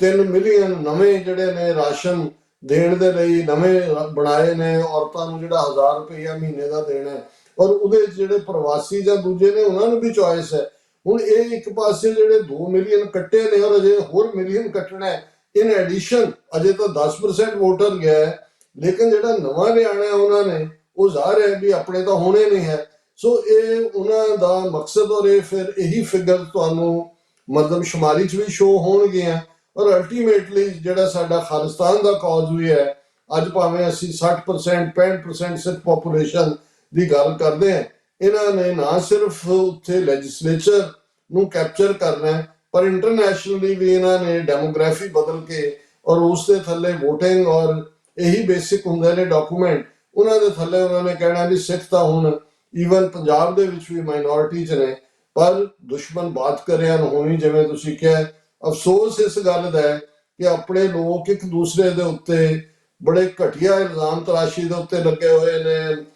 ਅਕਾਲੀ ਦਲ ਵਾਰਿਸ ਪੰਜਾਬ ਦੇ ਨੇ ਕੀ ਕਿਹਾ, ਤੇ ਅੰਮ੍ਰਿਤਸਰ ਅਕਾਲੀ ਦਲ ਨੇ ਕੀ ਕਿਹਾ, ਤੇ ਬਾਦਲ ਨੇ ਕੀ ਕਿਹਾ, ਤੇ ਫਲਾਣਾ। ਲੇਕਿਨ ਇੰਨਾ ਵੱਡਾ ਡਾਕਾ ਜਿਹੜਾ ਪੰਜਾਬ ਦੇ ਵੋਟਰਾਂ ਦੇ ਹੱਕਾਂ ਦੇ ਉੱਤੇ ਵੱਜਿਆ, ਇਸ ਬਾਰੇ ਕੋਈ ਤੁਹਾਨੂੰ ਜਿਹੜੀ ਹੈ ਉਹ ਕਿਸੇ ਲੈਵਲ ਦੇ ਵੀ ਉੱਤੇ ਵੀ ਆਪੋਜੀਸ਼ਨ ਨਜ਼ਰ ਨਹੀਂ ਆਏਗੀ ਜਾਂ ਨਜ਼ਰ ਨਹੀਂ ਆਈ। ਅੱਗੋਂ ਵੀ ਇੱਕ ਅੱਧਾ ਬਿਆਨ ਕੋਈ ਚੁੱਪਚਾਪ ਦੇ ਦੇਣਗੇ, ਪਰ ਕਿਸੇ ਨੇ ਉਹਨਾਂ ਨੂੰ ਫੋਲੋ ਨਹੀਂ ਕੀਤਾ। ਹਾਂ, ਇੱਕ ਖਬਰ ਗੁਰਦਾਸਪੁਰ ਦੇ ਹਵਾਲੇ ਨਾਲ ਸੀ ਕਿ ਇੱਕ ਬੜੀ ਖੂਬਸੂਰਤ ਉਹਦੀ ਲੁੱਕ ਸੀ ਸਿੱਖ ਨੌਜਵਾਨ ਦੀ, ਕਿ ਉਹਨੇ ਸੁਸਾਈਡ ਕਰ ਲਿਆ ਕਿਉਂਕਿ ਓਵਰਵਰਕ ਕਰਨਾ ਪੈਂਦਾ, ਕਿਉਂਕਿ ਇਹ ਟ੍ਰੈਂਡ ਵੈਸਟ ਬੰਗਾਲ 'ਚ ਵੀ ਸੀ, ਜਿੱਥੇ ਬਹੁਤ ਸਾਰੇ ਸੁਸਾਈਡ ਹੋਏ ਸੀ। ਓਵਰਵਰਕ ਕੇ ਲਿਮਟਿਡ ਟਾਈਮ 'ਚ ਨੂੰ ਖਤਮ ਕਰੋ, ਔਰ ਉਹਦੇ ਤੇ ਹੀ ਫਿਰ ਸੁਪਰੀਮ ਕੋਰਟ ਨੇ ਉਹਦਾ ਨੋਟਿਸ ਲਿਆ ਸੀ। ਬਟ ਇਹ ਸਭ ਰਲ ਮਿਲ ਕੇ ਹੋ ਰਿਹਾ ਹੈ, ਔਰ ਮੈਨੂੰ ਇਹ ਲੱਗਦਾ ਵੀ ਆਲਰੇਡੀ ਪੰਜਾਬ ਨੂੰ ਉਹਨਾਂ ਨੇ ਇੱਕ ਵੱਡੇ ਹਿੱਸੇ ਨੂੰ, ਕਿਸੇ ਵੇਲੇ ਸੁਬਰਾਮਨੀਅਮ ਸਵਾਮੀ ਨੇ ਮੁਸਲਮਾਨਾਂ ਨੂੰ ਡੀਫਰੈਂਚਾਈਜ਼ ਕਰਨ ਲਈ ਕਿਹਾ ਸੀ, ਨਤੀਜੇ ਦੇ ਤੌਰ ਤੇ ਉਹਦੀ ਹਾਰਵਰਡ ਦੀ ਨੌਕਰੀ 'ਚ ਉਹਨਾਂ ਨੇ ਕੱਢ ਦਿੱਤਾ ਸੀ, ਕਿਉਂਕਿ ਉੱਥੇ ਦੇ ਸਟੂਡੈਂਟਸ ਨੇ, ਪ੍ਰੋਫੈਸਰਸ ਨੇ ਪ੍ਰੋਟੈਸਟ ਕੀਤਾ ਸੀ ਕਿ ਭਾਈ ਇਸ ਲੈਵਲ ਦੀ ਗੱਲ ਹੈ। ਪਰ ਪੰਜਾਬ ਦੇ ਵਿੱਚ ਤਾਂ ਅੱਜ ਅਸੀਂ ਦੇਖਦੇ ਹਾਂ ਕਿ 2 ਤੋਂ 3 ਮਿਲੀਅਨ ਲੋਕਾਂ ਨੂੰ, ਜਿਨ੍ਹਾਂ 'ਚ ਆਲਮੋਸਟ 2/3 ਸਿੱਖ ਹੋਣਗੇ, ਉਹਨਾਂ ਨੂੰ ਡੀਫਰੈਂਚਾਈਜ਼ ਕਰ ਦਿੱਤਾ ਗਿਆ, ਉਹਨਾਂ ਦੀ ਵੋਟ ਦਾ ਹੱਕ ਖੋਹ ਲਿਆ ਗਿਆ। ਬਿਲਕੁਲ ਡਾਕਟਰ ਸਾਹਿਬ, ਅਸੀਂ ਜਿਹੜੀ ਗੱਲ ਨੂੰ ਬਾਰ-ਬਾਰ ਆਪਣੇ ਸ਼ੋਅ ਦੇ ਵਿੱਚ ਆਇਡੈਂਟੀਫਾਈ ਕਰ ਰਹੇ ਹਾਂ ਕਿ ਪੰਜਾਬ ਦੇ ਵਿੱਚ ਜਿਹੜੀ ਵੋਟ ਪੋਲਿਟਿਕਸ ਕਰਨ ਵਾਲੀਆਂ ਜਿਹੜੀਆਂ ਧਿਰਾਂ ਨੇ, ਜਿਹੜੀਆਂ ਸਿੱਖ ਸਭਾ ਦੇ ਉੱਤੇ ਆਪਣੀ ਦਾਅਵੇਦਾਰੀ ਪੇਸ਼ ਕਰਦੀਆਂ ਨੇ, ਉਹਨਾਂ ਦਾ ਜਿਹੜਾ ਉਹਨਾਂ ਦੀ ਪ੍ਰੈਕਟਿਸ ਆ, ਉਹ ਇਸ ਟਾਈਮ ਉਹਦੇ ਤੇ ਵੱਡੇ ਸਵਾਲ ਖੜੇ ਹੋ ਰਹੇ ਆ ਕਿ ਉਹ ਇਸ ਤਰੀਕੇ ਦੇ ਨਾਲ ਵਿਚਰ ਰਹੀਆਂ ਨੇ ਕਿ ਜਿਵੇਂ ਭਾਰਤ ਦੀ ਪਾਰਲੀਮੈਂਟ ਵੱਲੋਂ ਜਾਂ ਭਾਰਤ ਦੀ ਕੇਂਦਰ ਸਰਕਾਰ ਵੱਲੋਂ ਆ ਰਹੇ ਫਰਮਾਨ ਨੇ ਜਿਹੜੇ, ਉਹਨਾਂ ਦੇ ਨਾਲ ਉਹ ਅਲਾਈਨਡ ਹੋ ਕੇ ਕਿ ਜਿਵੇਂ ਉਸ ਦੀ ਜਿਹੜੀ ਲੈਜਿਟੀਮੇਸੀ ਆ ਉਹਨੂੰ ਅਸੈਪਟ ਕਰ ਰਹੇ ਆ। ਤੇ ਜਦੋਂ ਤੁਸੀਂ ਉਹਦੀ ਓਪੋਜੀਸ਼ਨ ਨਹੀਂ ਕਰਦੇ ਹੋ ਜਾਂ ਰੈਜ਼ਿਸਟੈਂਸ ਉਹਨੂੰ ਨਹੀਂ ਦਿੰਦੇ ਹੋ, ਤਾਂ ਪੰਜਾਬ ਦੇ ਵਿੱਚ ਜਿਹੜੀ ਅਸੀਂ ਕਹਿ ਸਕਦੇ ਹਾਂ ਕਿ ਬਾਦਲ ਦਲ ਸੀ ਜਿਹੜਾ, ਉਹਦੇ ਨਾਲ ਜਿਹੜਾ ਇੱਕ ਵੱਡਾ ਸ਼ਿਕਵਾ ਸੀ ਸਿੱਖਾਂ ਦਾ ਕਿ ਉਹਨੇ ਰੈਜ਼ਿਸਟੈਂਸ ਪੋਲਿਟਿਕਸ ਨੂੰ ਮਨਫੀ ਕੀਤਾ ਆਪਣੀ ਸਿਆਸਤ ਦੇ ਵਿੱਚੋਂ, ਤੇ ਮਹਿਜ਼ ਇਲੈਕਟੋਰਲ ਪੋਲਿਟਿਕਸ ਜਿਹੜੀ ਆ ਉਸੇ ਨੂੰ ਆਧਾਰ ਬਣਾ ਕੇ ਆਪਣੀ ਜਥੇਬੰਦੀ ਨੂੰ ਡਿਵੈਲਪ ਕੀਤਾ। ਪਰ ਤਰਾਸਦੀ ਇਸ ਗੱਲ ਦੀ ਆ ਕਿ ਉਸ ਦੇ ਬਦਲ ਵਜੋਂ ਜਿਹੜੀਆਂ ਧਿਰਾਂ ਦਾਅਵੇ ਪੇਸ਼ ਕਰ ਰਹੀਆਂ ਨੇ, ਉਹਨਾਂ ਦਾ ਵੀ ਜਿਹੜੀ ਉਹਨਾਂ ਦੀ ਵੀ ਸਾਰੀ ਪ੍ਰੈਕਟਿਸ ਆ ਉਹ ਵੀ ਉਸੇ ਲਾਈਨ ਦੇ ਉੱਤੇ ਸਾਨੂੰ ਨਜ਼ਰ ਆ ਰਹੀ ਆ, ਜਿਹੜਾ ਕਿ ਇੱਕ ਬਹੁਤ ਵੱਡਾ ਕ੍ਰਾਈਸਿਸ ਆ ਸਿੱਖਾਂ ਦੇ ਲਈ, ਸਿੱਖ ਪੋਲਿਟਿਕਸ ਦੇ ਲਈ। ਤੇ ਜੇ ਕੋਈ ਵੀ ਮਤਲਬ ਸਾਡੇ ਇਹਨਾਂ ਸ਼ੋਆਂ ਨੂੰ ਵੀ ਜੇ ਉਹਨਾਂ ਦੇ ਜਿਹੜੇ ਸਪੋਰਟਰ ਨੇ ਡਾਇਸਪੋਰਾ ਦੇ ਵਿੱਚ ਵੀ ਉਹ ਵੀ ਸੁਣਦੇ ਹੋਣ, ਤਾਂ ਜਿਵੇਂ ਡਾਕਟਰ ਸਾਹਿਬ ਨੇ ਕਿਹਾ ਕਿ ਜ਼ਰੂਰੀ ਹੁੰਦਾ ਆ, ਇਹ ਜ਼ਰੂਰੀ ਨਹੀਂ ਕਿ ਤੁਹਾਡੀ ਰੈਜ਼ਿਸਟੈਂਸ ਜਿਹੜੀ ਆ ਉਹ ਹਰ ਵਾਰ ਫਰੂਟਫੁਲ ਹੋਵੇ, ਪਰ ਤੁਹਾਡਾ ਆਪਣੇ ਹੱਕਾਂ ਦੇ ਲਈ ਬੋਲਣਾ, ਆਪਣੇ ਹੱਕਾਂ ਲਈ ਸੰਘਰਸ਼ ਕਰਨਾ, ਉਹੀ ਤੁਹਾਡੇ ਜਿਉਂਦੇ ਹੋਣ ਦਾ, ਤੁਹਾਡੇ ਸੰਘਰਸ਼ ਦੇ ਜਿਉਂਦੇ ਹੋਣ ਦਾ ਸਬੂਤ ਹੁੰਦਾ ਹੈ। ਤੇ ਜੋ ਗੁਨਾਹ ਬਾਦਲ ਪਰਿਵਾਰ ਨੇ ਜਾਂ ਬਾਦਲ ਦਲ ਨੇ ਕੀਤਾ ਆ ਸਿੱਖ ਪੋਲਿਟਿਕਸ ਨੂੰ ਦੀ ਰੈਜ਼ਿਸਟੈਂਸ ਨੂੰ ਖਤਮ ਕਰਕੇ, ਉਸੇ ਗੁਨਾਹ ਦੇ ਭਾਗੀਦਾਰ ਜਿਹੜੇ ਅਗਲੇ ਦਾਅਵੇਦਾਰ ਨੇ ਉਹ ਨਾ ਬਣਨ, ਇਸ ਗੱਲ ਦਾ ਖਿਆਲ ਰੱਖਣਾ ਚਾਹੀਦਾ ਆ। ਤੇ ਡਾਕਟਰ ਸਾਹਿਬ ਤੁਹਾਡਾ ਬਹੁਤ ਧੰਨਵਾਦ। ਤੁਸੀਂ ਜਿਹੜੀ ਇਹ ਸਾਰਾ ਐਨਾਲਿਸਿਸ ਕਸ਼ਮੀਰ ਤੋਂ ਲੈ ਕੇ ਪੰਜਾਬ ਤੱਕ ਤੇ ਡਾਇਸਪੋਰਾ ਦੇ ਵਿੱਚ ਜਿਹੜੀ ਸਿਚੁਏਸ਼ਨ ਬਣ ਰਹੀ ਆ ਉਹਦੇ ਤੇ ਦਿੱਤਾ ਆ। ਤੇ ਟੀਵੀ 84 ਦੇ ਨਾਲ ਜੁੜੇ ਹੋਏ ਸਾਰੇ ਦਰਸ਼ਕਾਂ ਦਾ ਵੀ ਧੰਨਵਾਦ। ਤੇ ਤੁਹਾਨੂੰ ਇੱਕ ਵਾਰ ਫੇਰ ਬੇਨਤੀ ਆ ਕਿ ਟੀਵੀ 84 ਦੀਆਂ ਜਿਹੜੀਆਂ ਮੋਬਾਈਲ ਐਪਸ ਨੇ ਉਹ ਤੁਸੀਂ ਆਪਣੇ ਮੋਬਾਈਲ ਦੇ ਵਿੱਚ ਚਾਹੇ ਐਂਡਰੋਇਡ ਆ ਚਾਹੇ ਐਪਲ ਦਾ ਫੋਨ ਆ, ਐਪ ਸਟੋਰ ਤੇ ਜਾ ਕੇ ਟੀਵੀ 84 ਦੀ ਐਪ ਡਾਊਨਲੋਡ ਕਰ ਸਕਦੇ ਹੋ। ਤੇ ਇਸ ਤੋਂ ਇਲਾਵਾ ਟੀਵੀ 84 ਦੀ ਵੈਬਸਾਈਟ tv84.com ਦੇ ਉੱਤੇ ਵੀ ਤੁਸੀਂ ਸਾਰੀਆਂ ਖਬਰਾਂ ਤੇ ਵੀਡੀਓਜ਼ ਦੇਖ ਸਕਦੇ ਹੋ, ਤੇ ਸਾਡੇ YouTube ਚੈਨਲਸ ਦੇ ਉੱਤੇ ਉਹਨਾਂ ਨੂੰ ਫੋਲੋ ਕਰੋ, ਸਬਸਕ੍ਰਾਈਬ ਕਰੋ। ਤੇ ਜਿਹੜੀ ਡੋਨੇਸ਼ਨ ਆ ਤੁਹਾਡੀ ਉਹਦੇ ਨਾਲ ਹੀ ਟੀਵੀ 84 ਜਿਹੜਾ ਆ ਉਹ ਚੱਲ ਰਿਹਾ ਆ। ਤੇ ਤੁਸੀਂ ਆਪਣੀਆਂ ਡੋਨੇਸ਼ਨਸ ਐਪ ਦੇ ਉੱਤੇ ਡੋਨੇਟ ਦਾ ਬਟਨ ਬਣਿਆ ਹੈ ਜਾਂ ਵੈਬਸਾਈਟ ਦੇ ਉੱਤੇ ਵੀ ਡੋਨੇਟ ਦਾ ਬਟਨ ਬਣਿਆ, ਉੱਥੇ ਜਾ ਕੇ ਤੁਸੀਂ ਆਪਣੇ ਕ੍ਰੈਡਿਟ ਕਾਰਡ ਦੇ ਨਾਲ, ਡੈਬਿਟ ਕਾਰਡ ਦੇ ਨਾਲ ਡੋਨੇਸ਼ਨਸ ਕਰ ਸਕਦੇ ਹੋ। ਤੇ ਅੱਜ ਦੇ ਪ੍ਰੋਗਰਾਮ ਦੇ ਵਿੱਚ ਫਿਲਹਾਲ ਇੰਨਾ ਹੀ। ਅਗਲੇ ਪ੍ਰੋਗਰਾਮ ਦੇ ਵਿੱਚ ਫੇਰ ਤੁਹਾਡੇ ਨਾਲ ਮੁਲਾਕਾਤ ਹੋਵੇਗੀ ਜੀ। ਉਦੋਂ ਤੱਕ ਰੱਬ ਰਾਖਾ। ਵਾਹਿਗੁਰੂ ਜੀ ਕਾ ਖਾਲਸਾ, ਵਾਹਿਗੁਰੂ ਜੀ ਕੀ ਫਤਿਹ। ਵਾਹਿਗੁਰੂ ਜੀ ਕੀ ਫਤਿਹ।